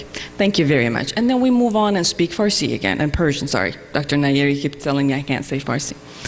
So then we go on and speak Persian again. And we like the foreigners if they understand and learn to speak Persian, and the women learn to cook gorma sabzi. If they do that, we'll accept them. If they don't, you can be there, but you can be on the side. Okay? Now you can imagine what happens with the children who are learning to be out there with the rest of the world, but their parents are not teaching them or role modeling how to be there with the rest of the world. And then you have teen dating and sex. Oh boy. Again, teens are learning from media and school system about sexuality very early on, okay? Now, I was reading an excerpt from a 10-year-old girl's writing, and you know, girls and boys also, even under 10, have their own soap opera magazines. And they're watching shows that it's all about dating and kissing and doing this and that. Now, developmentally, I know that a 10-year-old is not even there. But funny enough, when they're writing about the soap opera that is there, that Brooke went out with so-and-so, and then he kissed him, and then when he kissed them, then she went like this, and then she didn't want to, and then he went like somebody else. This is a 10-year-old. Okay? So dating concept becomes part of their life very quickly. And around about 13 years of age, they like kissing, and they like necking, and they like to do all what they call make-out. Okay? Now, parents, hold on to your chairs, because I know you all say, not my girl, not my boy, they just don't do that. No, there's never do that, okay? So then, after that, they get more introduced to other kind of sex. Now, people who cannot handle it, close your ears, but they do get open up to anal sex and oral sex. They might still not do intercourse, but they become aware of all of those. Okay? Now, if as parents you're not willing to talk to them, and as parents all you say is you can't even look at a guy or a girl, well, actually, we're hypocrites. Because for our boys, it's okay what they do, we just don't want to know it, and don't get the girl pregnant. For girls, don't get pregnant, don't lose your hymen, and just be Najib for all that you can be. Okay, so there's also hypocrisy there. So teens learn, my parents don't know anything, they'll never know anything, might as well lie to them, and I'll just do whatever I want, and I will get my education from my peers, because they know it all, and my parents obviously don't know it all, and they probably don't do anything anyway. And even if they do, ew, I don't want to know. Teen and young adults using drugs. Again, parents, please know that your teens have been introduced to marijuana about age 10 and 11, and some of them, either their friends are selling it or they're selling it themselves. Okay? Now, in school, we had acid on stamps, tattoos, being sold in preschools at one point in Los Angeles. So the drug dealers are very, very loving to get these groups into their business proposals. So you know that they're really working toward that. So again, for parents who are not willing to educate themselves about what is actually happening and completely in denial of what is happening are really going to have a heck of a time. Okay? So this is another aspect that they actually have to face. Not that drug addiction and sexuality does not exist in Iran. Even then, it used to happen underneath, and parents just didn't want to face it. So this isn't that teens in the United States are doing it. It's just that our culture says we're not going to face it. Kids shouldn't do it, we're not going to face it, we're not going to educate ourselves. And that is one of the downfalls that we have within the acculturation system. Now, teens, without going anywhere, just for the virtue of teens, they're going through identity crisis. That's just the age. That's the developmental stage that they're going to go away from their family. Up to now, they wanted to learn, they wanted to role model from their family, they wanted to do exactly what their mother and father told them to do. So it was very, very important for them to do that. And at one age, at a certain age, now they have to become who they are. They've learned everything you ever told them. There's nothing more that you can say that they haven't heard. They will close their ears to you. They will push you away, tell you, leave me alone, because now it's my time to learn on my own and experience my own. So a survey done by Morgan Cohen from Khayyam Iranian Cultural Center in Belgium, this survey with teens, I think they surveyed about 1,400 teens. They showed that these are some of the issues that they've had with their acculturation. Identifying versus separating themselves from their family values and rituals.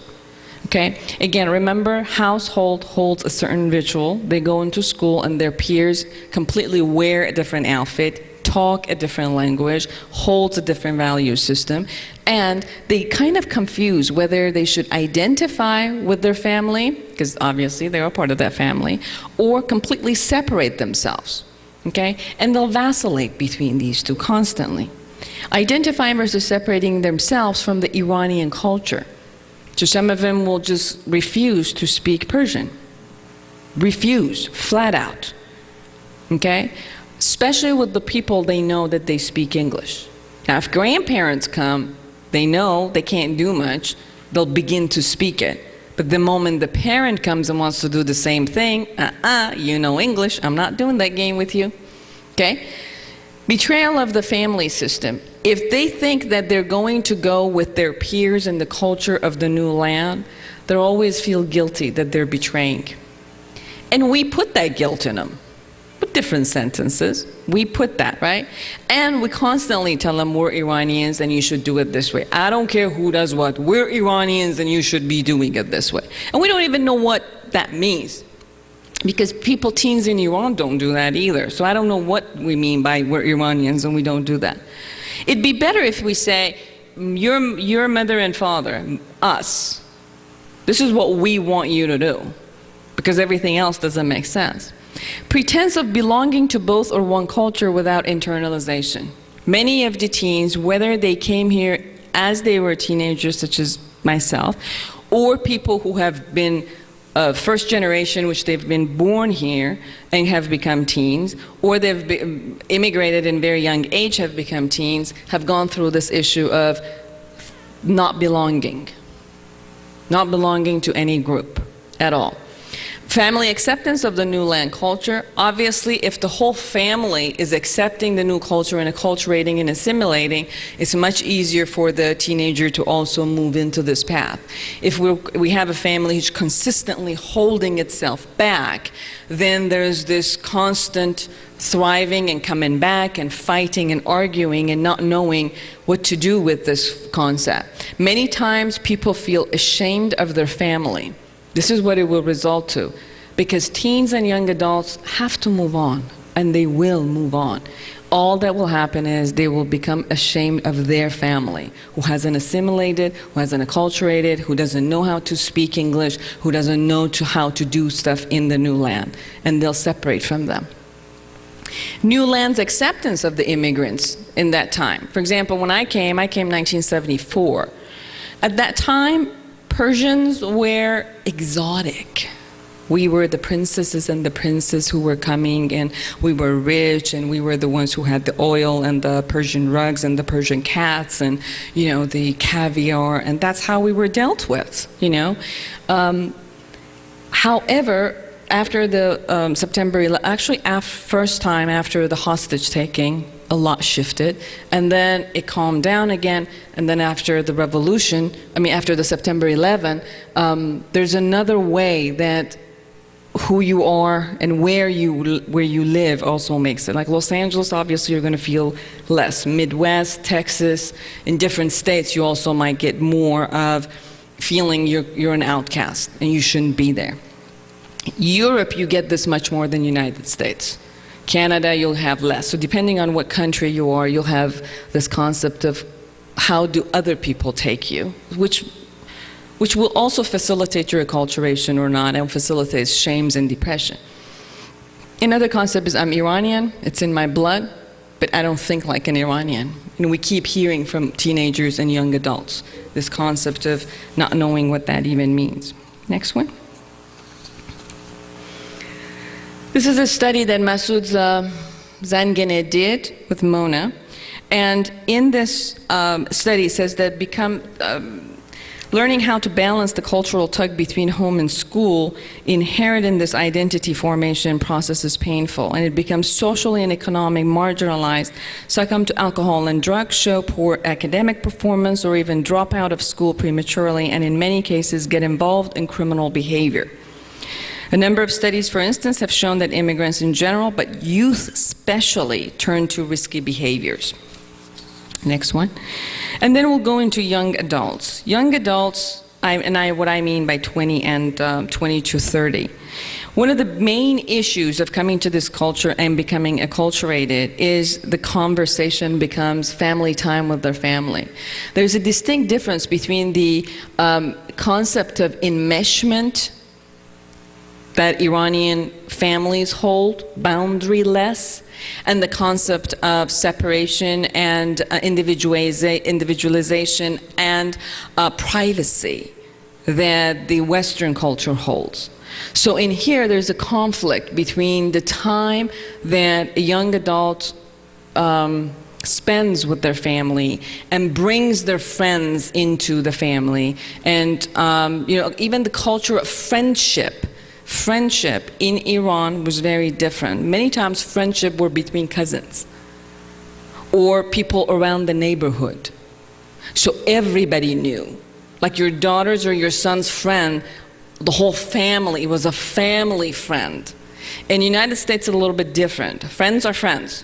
They don't even want to talk to your mom and dad. They want your mom and dad to be out of the house. They don't want to see them. Okay, and this is how they will look at your mom. Hi, hi, and they'll leave. They'll go jump into a room, okay? So it's completely a private issue. It is not a family issue, okay? So this becomes a conversation constantly between young adults. Economic dependence versus independent young adult. Now, the Western culture says that around 18 to 20, the young adult should be somehow independent. Around age 16, it's preferable for them to begin working in order to learn money, work ethics, professionalism. So when a teenager begins learning by age 16, imagine that in about 4 to 5 years, they're ready to work. Okay? And they can handle their stuff. And colleges, they'll give you financial aid. And many of the young adults actually would like to go into dormitories and live alone or with their peers. This is unacceptable by our culture, completely unacceptable for them to do that. So what do? We bribe them.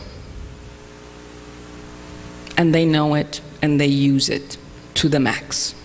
Because they know you won't kick them out. So they'll do anything. They'll do anything. They'll use you and abuse you because they know you will not kick them out. They'll use drugs. They won't go to school. They'll go to school and drop out. They will minimally work to just get their gas money, and they'll expect you to pay for the best cars, best insurance, best clothes, and designer clothes because all their friends are wearing it, and what kind of a parent are you that you're not? Okay?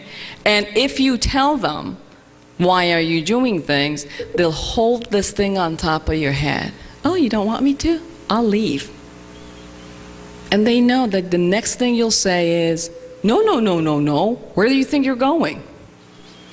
So one of the biggest issues that I am facing with the parents in my office is this issue. And until we actually change, the culture changes and the family system changes into accommodating and providing and producing healthy young adults, you're going to have this concept. Now imagine, what we do is we tell our children until the age 18 or 19 or 20 that we are your parent, we will tell you everything. You cannot breathe before you ask me. And then when they become 18, 19, and 20, we expect them to go and rule the world. Well, a person doesn't change and learn decision-making in one night. They cannot become assertive and just be out there handling themselves in one night. It actually begins throughout the childhood, teaching a child how to do the appropriate decision making. So by the time they're a young adult, they can actually move on and go. Choosing future path toward career, this is still a huge, huge conversation because as Persians, we want them all to be physicians and attorneys. Anything but physician and attorneys are just not acceptable. Fine, we might take a couple of other stuff, but just not acceptable. Okay? Even if you want to go to any other business, you better first become a physician and an attorney, and then if you like, you can choose not to be that and go and become a millionaire in another business. But you cannot not do those two. If you choose anything else, you'll be shamed for the rest of your life because you did not fulfill your parents' dreams. So that is what they have to go through. So they create a lot of anxiety at the ages of 19 and 20 because they were never allowed to actually think for themselves, what is it that they're passionate about? So kids go to school right now for 4 years completely confused.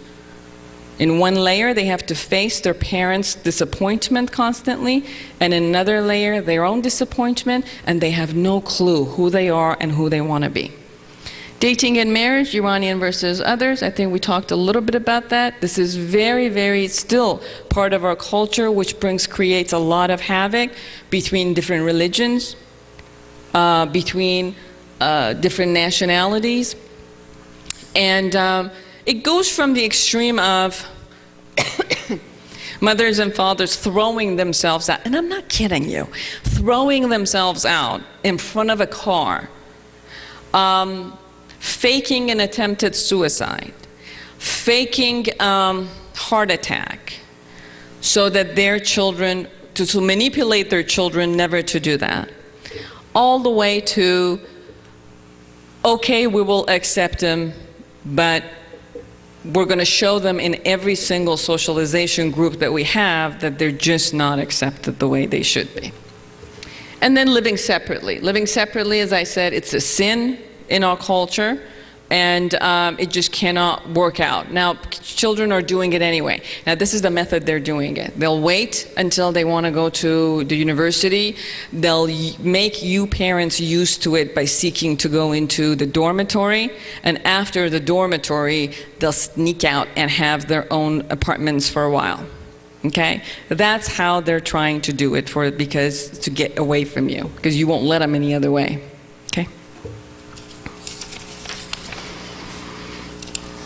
3 generations cohabiting. Now, this is something that used to also happen back home, but it had a different dynamic back home. Okay, first of all, back home, it had to do with maybe there was a whole structural building in which the parents lived in one floor, and then the family lived in another floor, or it was always very small amount of time that people, because of financial and economic reason, they would come and live together, and then the purpose was to move on.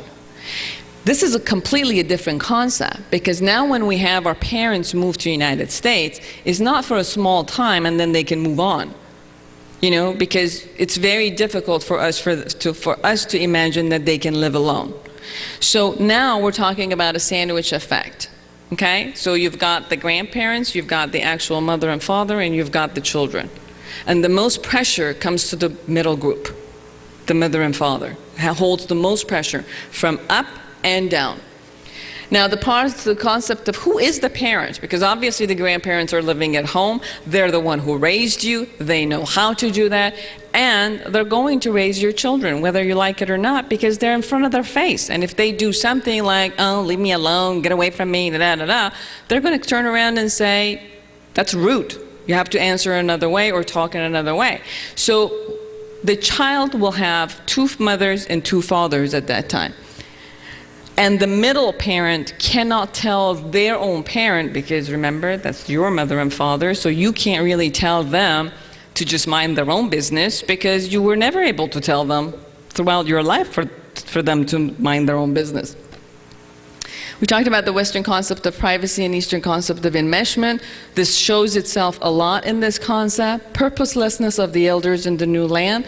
And what we see is that when the elders come to the new land, they lose most of their identity, who they were. They were somebody. People knew them. They had a purpose. They had careers. For women, their careers were to handle life. Children are grown. There's nothing else to handle. You know, they've come from their own house. They don't even feel this house is theirs. They don't even feel the kitchen is theirs. There's nothing that they can do. So the women, the grandmothers, are not allowed to discipline, are not allowed to do anything in that house, so they'll just sit purposeless with depression. And the men go back and kind of look at who I have been. So the conversation is always, who have I been? There's no future to move forward toward. So that's the state of depression that they will live. And unless there is some kind of a purpose created for them and everybody figured out. Sometimes you see the middle children have businesses, so they bring their parents, especially their fathers, somehow into the business. They get them involved so that they feel purposeful. Or they go to figure out societal maybe associations or things that they can get involved and feel like they're doing something, some kind of contribution. Those are the age of contributing, their wisdom, all that they have learned. Obviously, nor their children nor their grandchildren are interested in their wisdom because they keep saying it to them. Country, your wisdom doesn't work for us, right? Creating systems for them that they can move into the people who are at the same age and the same things that they like, they can find themselves into something in order to contribute to their society at large. Now, this is much more easier than done in places that you have a lot more Iranians. In some states that you really don't have a lot, they become crippled, mentally crippled, and they become very, very depressed.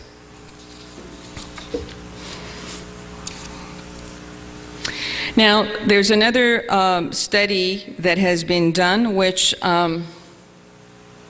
we missed it, that's okay, which it says as cultural resistance increased, scores signifying better mental health decreases. As cultural incorporation and cultural shift increases, scores signifying better mental health increases. So the faster acculturation and assimilation happens, the better the mental health for people. And Iranian men, brag about yourself. Iranian men were found to have higher levels of cultural shift, lower levels of cultural resistance, and higher scores signifying better mental health than Iranian women. And I'm assuming somehow it has to do with the workforce, that when they come in, they actually have to go to the workforce much quicker. So they have to become assimilated and acculturated much quicker than women have. When we look at the unhealthy coping mechanisms that happens with all of the pressures that I just talked about. Domination, anger and violence, isolation, depression, addiction, drug, alcohol, food, sex and gambling, and extramarital relationships are kind of byproducts of all the dynamic that I have been explaining for you for the past 45 minutes.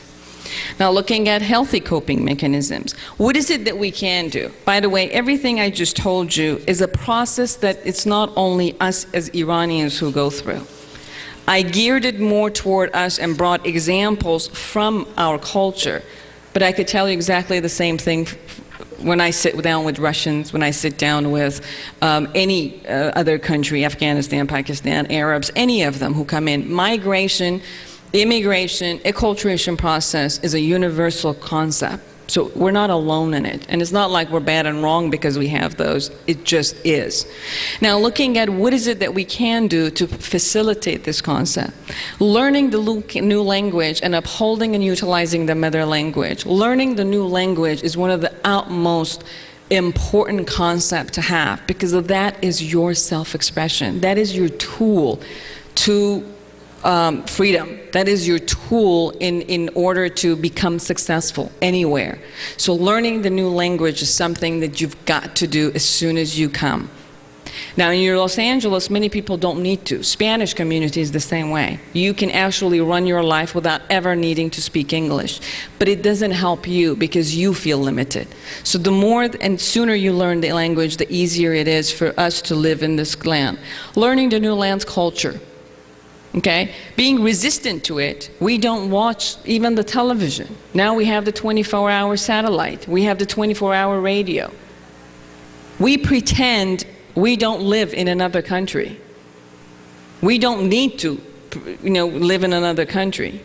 We prefer, California to be just the Iran state, if we could, and throw everybody out and give them the, visas to live. But the point is, we're living here. We chose another country to go to.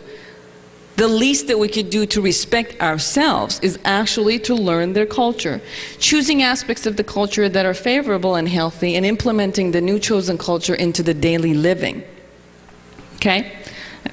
Learning the background reasons for the original cultural values and rituals. Many times when people come in, parents and young adults or parents and children come in and they say, well, we're Iranians and it should be this way. And the teen says, well, no, this is where I live here, this is what it is. So I ask the parents, explain to your child why. What is the value system behind this? No one can say why. And it reminds me of Dr. Nayeri's speech about the monkeys where you were there, that after a couple of generation, we don't even know why we do what we do, but we uphold it. Okay? Up to this day, I haven't heard an actual reasoning for a parent to tell their young adult, why is it that they should not have sex before marriage? You don't have a reason. You just say it is. And your young adults will not listen just to what it is. That you have to have a good reason for them, if you want them to listen to you. Because you won't listen to anything just somebody says. Learning the background reasons, upholding rituals from the original culture. Upholding the rituals from the original culture makes your family uphold the culture with you. But in order for it not to be blind, it's much easier when you know why you're doing things. Allowing yourself to grow at versus switch to. New belief systems, new behaviors and rituals in the areas of intimate relationship, marriage, parenting, friendship, family relationships, school, and employment. This is where it's weird. I really want us to get. People who were in Iran and when we were in Iran listened to Western music, watched Western movies, wore Western clothes, put English and French into our language so we could say that we are more close to Westerners. We did all of these things, and they're still doing it in Iran. And then we come to the new land and completely close ourselves to what is and hold on tightly to certain value system that we have no idea why we're holding on to them. Now, it's great to hold on to a value system when you know the reason for it. But it's weird when you don't even know why you're holding on to it. Okay? So what it does for us, it limits us. Now, with all that I said, remember, based on a study and a survey that ISG at MIT with Dr. Nayeri and his colleagues did, that there was an email that just went around and around and around. We're still one of the most highest earned income and most successful, and one of the best immigrants around the world, with all that I just said. Now imagine who could we be and our potentials if we just allowed ourselves to open up. Just allowed ourselves to open up. So thank you very much for being here and listening.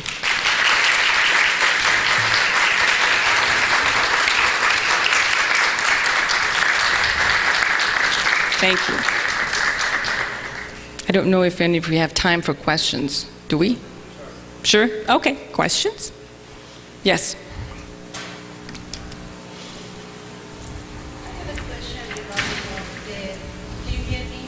I can, yes. Even with our children, they don't believe marriage, but they believe they should have children without getting married. How to deal with this situation? What is your issue with it? The issue is... What is your issue with it? Obviously, she or he doesn't have an issue. She or he reveals very clear what he or she wants to do. What is your issue with it? My issue is if I supposed to be grandmother, I have to go through the belief system, which they first needs to get them married and in order to have a children. Okay. Now Well, they're coming and telling me as parents that we don't believe in marriage. Why we should get married? and why are you invested in marriage? That's the way I raised. Yeah, but why? I love that answer. I love you for saying that, because this is exactly what I was saying. Why?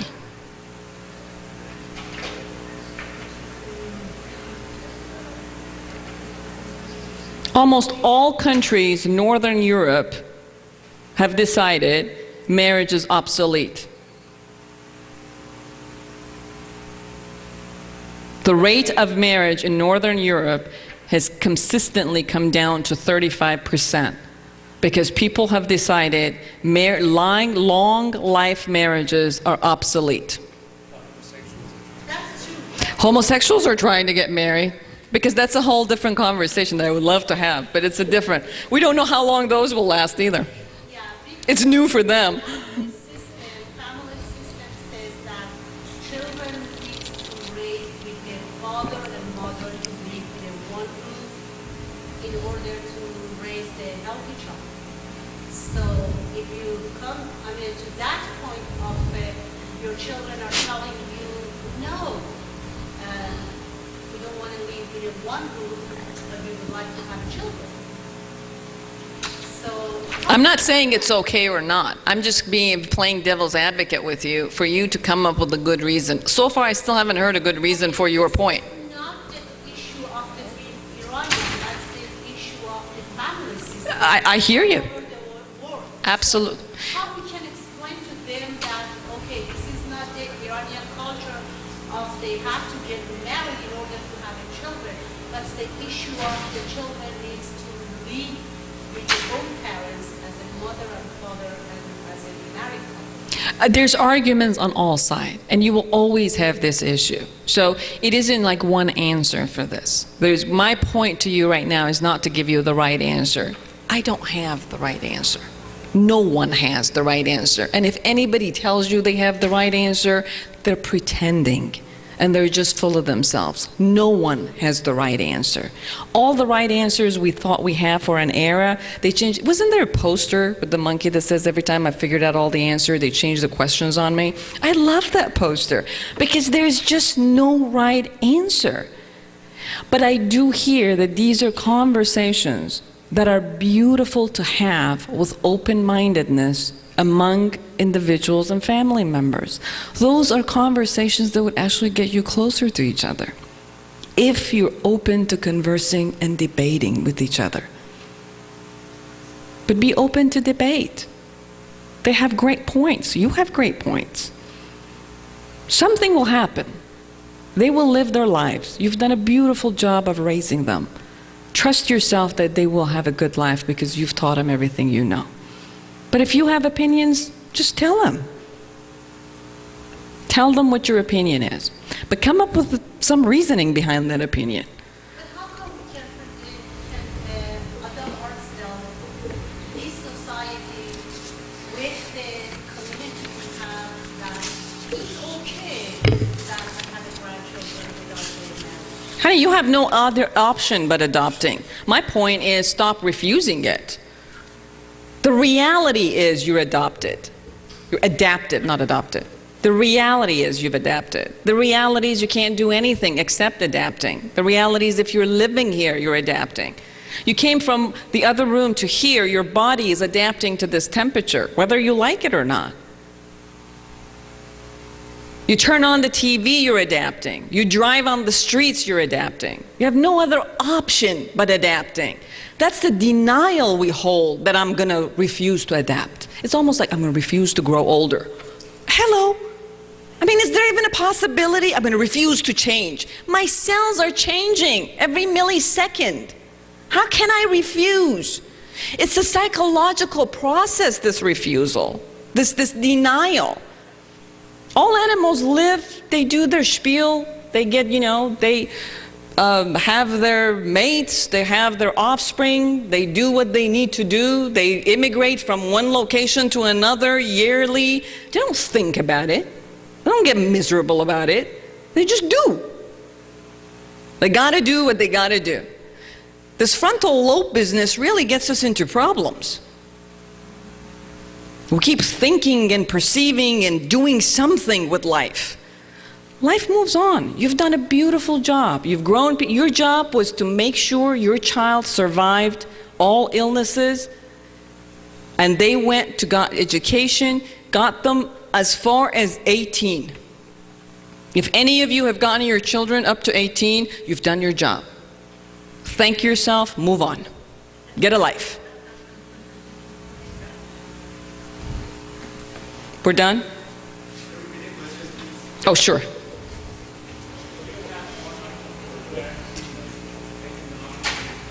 Yes.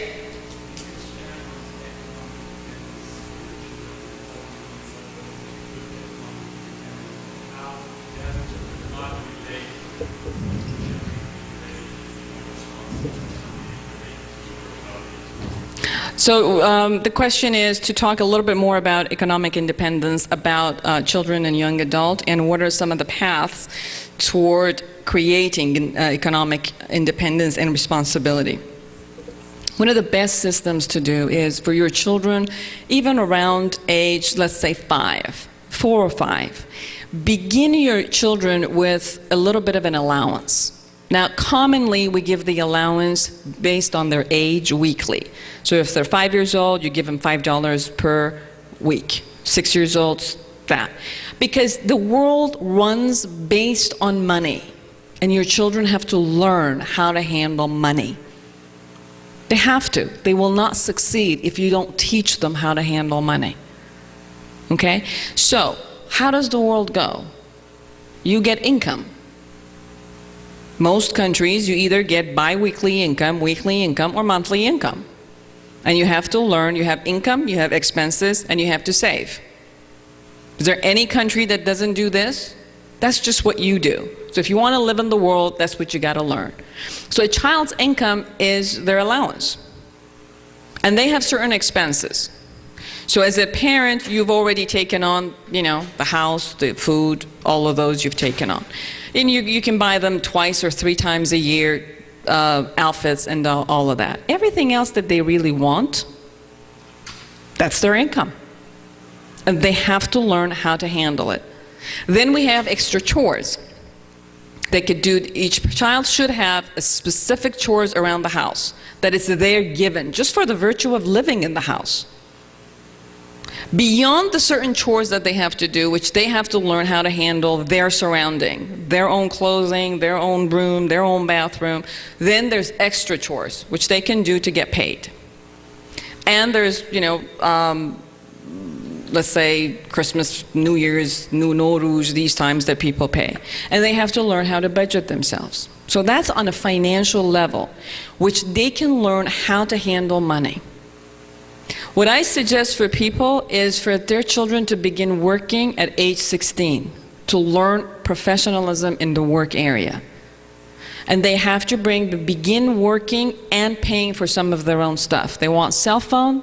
Fine, pay for it. They want a car? Pay for the gas. Start saving for the gas. Okay? Regardless, be a billionaire, but do this. You want to save money for your children? Put it in their college fund. Put it and buy homes for them. Put it and buy lands for them. And when they're completely independent of you, give it to them as a gift. But teach them how to be financially striving independent. Because they will not succeed. Everything you do as a parent is so that your children would succeed in the world. So do it that way so they can learn how to succeed in the world.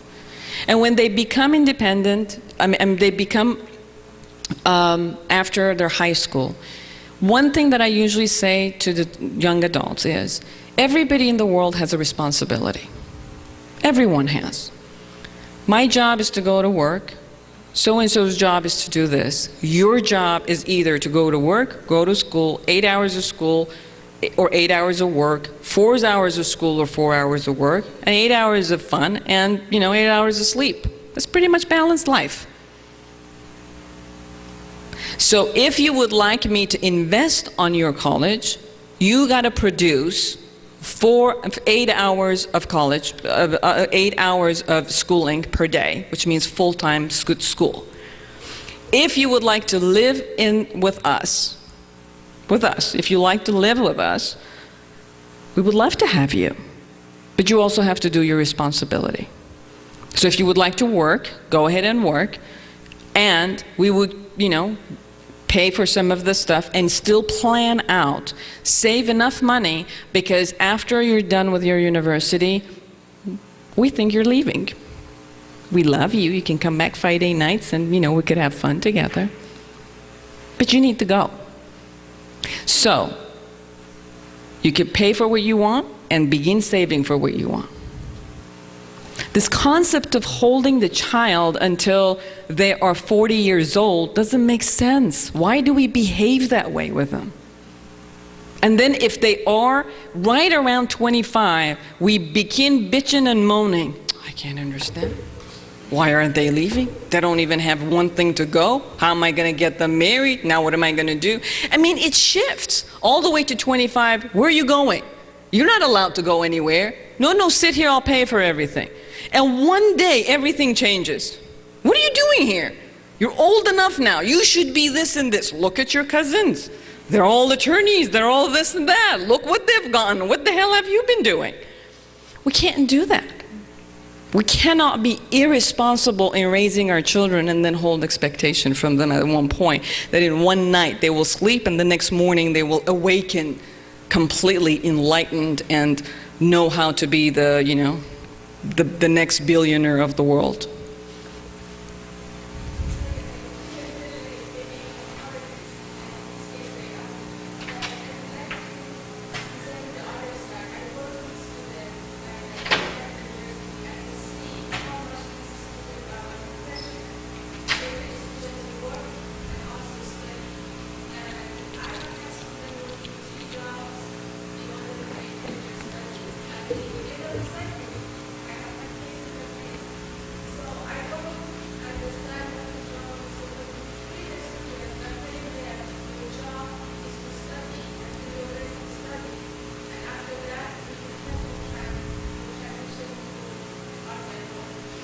I think we're going to, first of all, let me say what you said for the camera.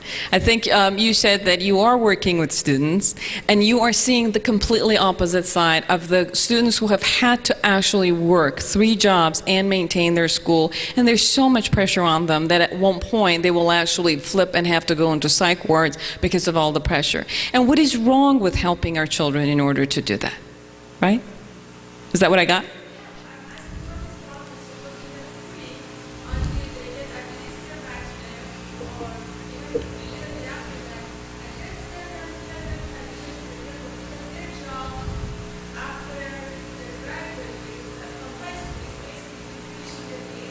Absolutely. I have no problem with that. It's not in conflict with what I said. What I had said is, first of all, some families just can't. Third of all, some families, I worked all my life. I worked since the age 17 after the revolution. I worked full-time. I went to school full-time. Everything that I did, and yes, it was pressure, but I did it. So when there is a need to do it, every one of us can do it. The other question is, if a family can provide for their children, is it okay not to provide and pull back? No, that's not what I said. I said there is a sense of responsibility that if I am providing and investing for you, then it means you need to uphold that part of being a full-time student and having good grades. That's not the dilemma I was talking about. The dilemma was when they're not doing their job. And we don't hold them that if you're choosing not to go to school full-time, then please choose to work part-time and go to school part-time.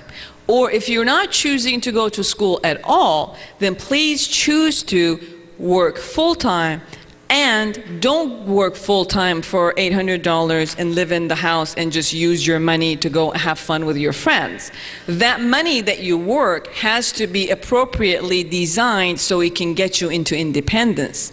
Okay, those are the conversation of how to train your children for financial independence, but not to withhold from them purposely to put them into miserable places. No, that I wouldn't promote that.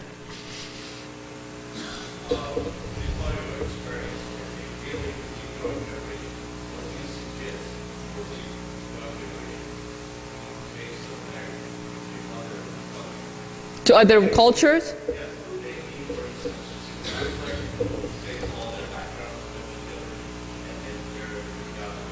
Sure. What is the question is, what is the suggestion for young generation if they wanted to marry outside of the Iranian culture, and what is the procedure or process to go through in order to create success? Now, for some of you who have been in the marriage lecture that I had the past 2 nights, marriage is difficult by itself. It's very difficult by itself. So marrying to another culture or from another culture just makes the difficulty much worse. Makes it a lot worse. But I also want to open this concept that even when you, so have that, the ratios haven't shown a lot of success, but also there's also ratios of success there. But I also want you to listen from this perspective. If you marry, then your neighbor from the same town, you're marrying someone from a different culture. So I also want you to hear that. Okay? So what would be beneficial, considering marriage, regardless of who you're marrying, I would suggest take on 3 to 6 months of premarital counseling. Take it on. Why do I say that? Because both people are going into the marriage from the fantasies that they have of marriage, what marriage would be, which looks like their family. You're going to go in with different communication skills and capabilities. And you're going to begin hurting each other from a lot of assumptions, which by the time first year or second year of marriage is, you guys have already cut off from each other emotionally. Okay? So it's much better to go and learn who you are and how you speak. Like the same way if you speak, German and Japanese, somebody's got to translate first until the two of you learn. And imagine 2 people coming into the same marriage, one is really speaking German, one is really speaking Japanese. And there has to be a way that they can adjust this. Now, if you choose not to go, still learn how to communicate. Go read books, go to the seminars, go somewhere. Become more aware and become more keen in listening and questioning and really being open to the other culture. The concept isn't that I'm marrying you who are from another culture to mold you to who I am. That means that if I'm coming to you, I'm holding my culture and expanding, the same concept of acculturation, expanding myself to learning another culture and rituals. And it could be beautiful. And if both people do that, they will open themselves to that. Now, cultural values could be assimilated much quicker. I think one of the concepts becomes religious values, if they're different. Which again, it has to do, as long as they don't have children, people can handle both religion. People can have the privacy of their own religion. Conversation comes when they want to teach their children the religion. And each one of those parents might become more invested in teaching their children that specific religion. So again, if there is a negotiation and holding up teaching both religions, I have people, many friends who are Jewish and Christians who have both held that concept, mostly non-Iranians. And they celebrate all of it. They'll celebrate all, the children know all. They have, they go to church and they go to temple because they're both respectful. They're consistently respectful to both religion. And I have families who haven't been respectful. So they go, one religion dominates the other one, and they'll have conflicts. But conflicts are conflicts among marriage. It could be over religion, it could be over anything.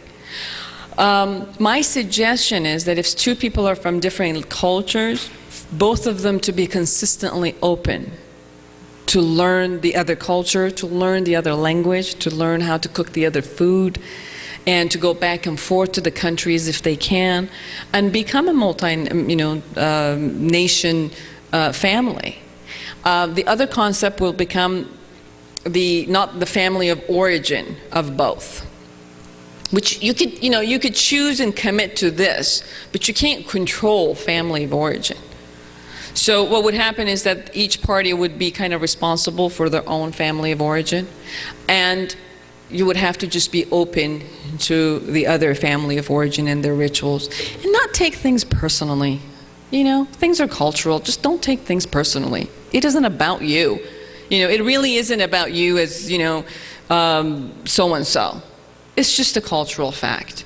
And the more that we just let it go and, acculturate ourselves into the other person's original community, they'll accept us. Any culture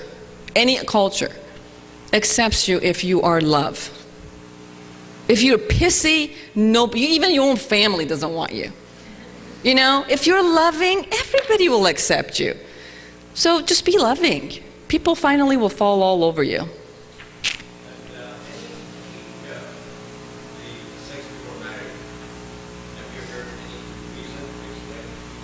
I don't have any good reasons for any of it.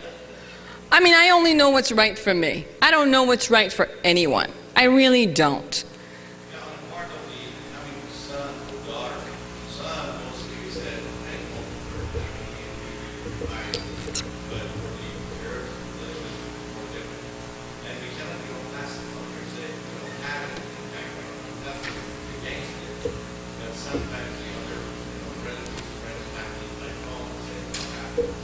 I want to tell you this story.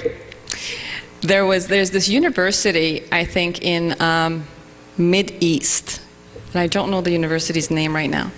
They did a 6-month celibacy contract. The kids did. This wasn't a governmental concept. This was the kids.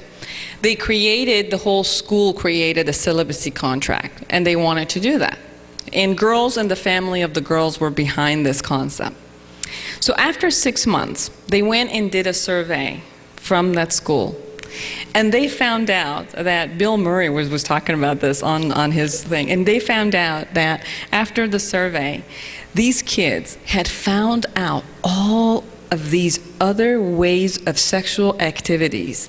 80% had risen, although intercourse was not part of it. But all kinky stuff had come up in that they've never done before. Anal sex had gone up, oral sex had gone up, I don't know if you've ever seen the 101 ways of sexual things which the Indonesians and Indians have, that, all these postures that are really weird that you can't figure out how to do. They figured out all of those and how to do those things without it. So one thing we got to realize is the biology of a human being tells another story about sexuality. The biology of a human being is ready when it's ready. And it doesn't ask its parents, when is it ready? The biology tells you, hey, I'm ready. The rest is psychological and societal and responsibility factor. So how I would talk to my teens in my office is I talk about responsibility and education. That's what we talk about. What is the responsibility of you to your own body? What is responsibility of you to your own health? Do you know how to have safe sex? Do you know how to hold on to your emotional aspect when you have multiple sex with multiple people, the costs, the benefits? What happens if you get pregnant? What happens if, people aren't going to marry you when they're 16 years of age? That's just not part of that age criteria. What happens if you fall in love with someone and you go deeper and then, 3 days later, they want to be steady with somebody else? What happens when you have gone through, getting laid throughout the whole high school and now you have a reputation for yourself? So we talk about this and they get to choose.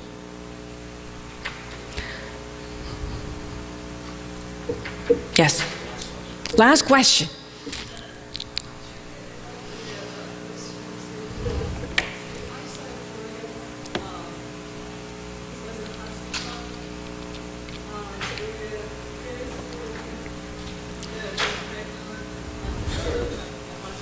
Yeah.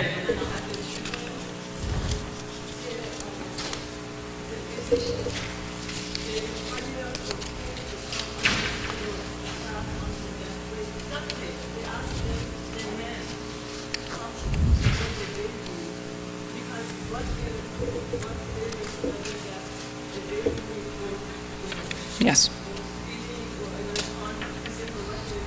Yeah. Yes. Good reason to take. I said good reason for her to talk about, yes.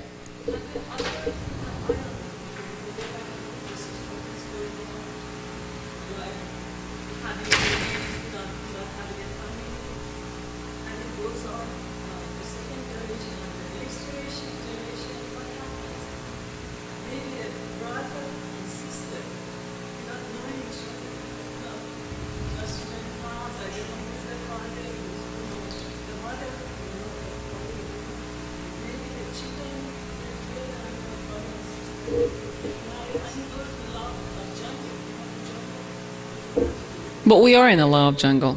Again, if we're denying it, we're having a problem with it. The question is that there wasn't a question, there was a statement about a study that was done in a hospital that when children were being born without having fathers, that they were asking physicians and male nurses to hold them and cuddle the child because the child really needs the cuddling of both genders in order for a healthy child to move forward. And that she's worried about if there's a lot of this natural essence happens all the time, that maybe sisters and brothers at one point, not knowing who they are, they would get married, and it's a law of jungle. I want to tell you something. There's a lot of times which we look at what ideal concept could be. And we all have our own virtue of what ideal concept is. Now look at the world. Is there anything ideal about it when you look at it from that perspective? The world is what is. You could like it, you could not like it. You can't really control it. And I think what we do as human nature is attempt to control aspects. Okay? Now, you have eras where, regardless of men and women being married and having children, their men went to war and died. And kids had to grow up without them. There are eras when divorce rate got higher, that there's 50% divorce rate in the United States. Now, last year, the ratio of single-parent family went 65%. In the United States, there's 45% of families who are actually living together, raising their children. Now, that's the reality.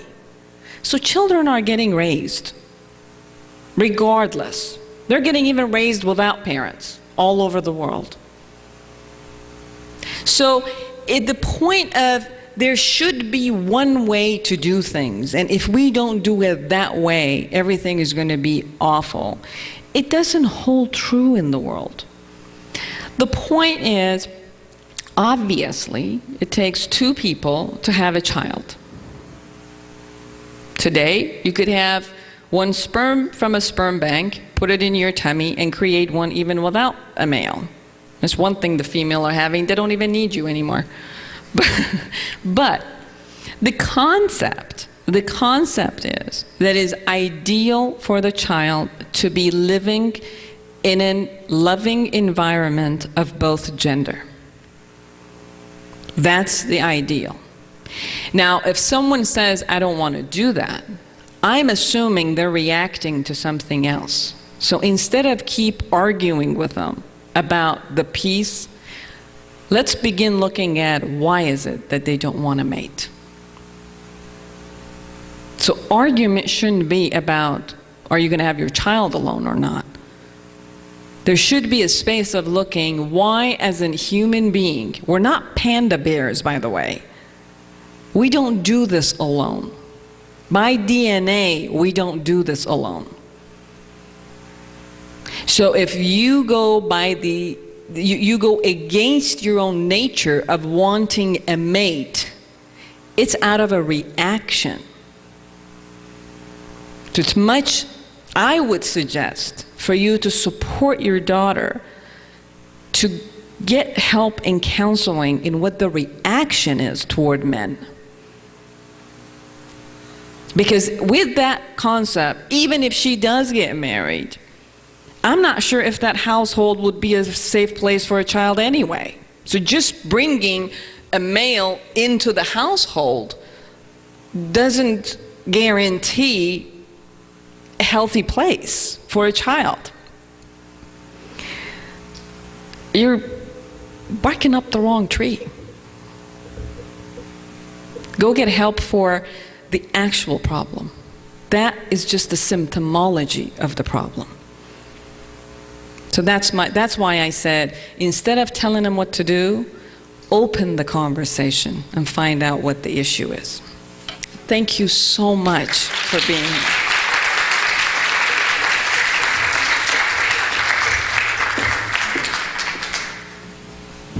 Thank you, everybody. Please join us again at, I think it's going to be a 5 o'clock start, because I think the 2:30 was canceled. So I will keep you, please check outside and I'll let you know if we will have a speaker at that time. Thank you.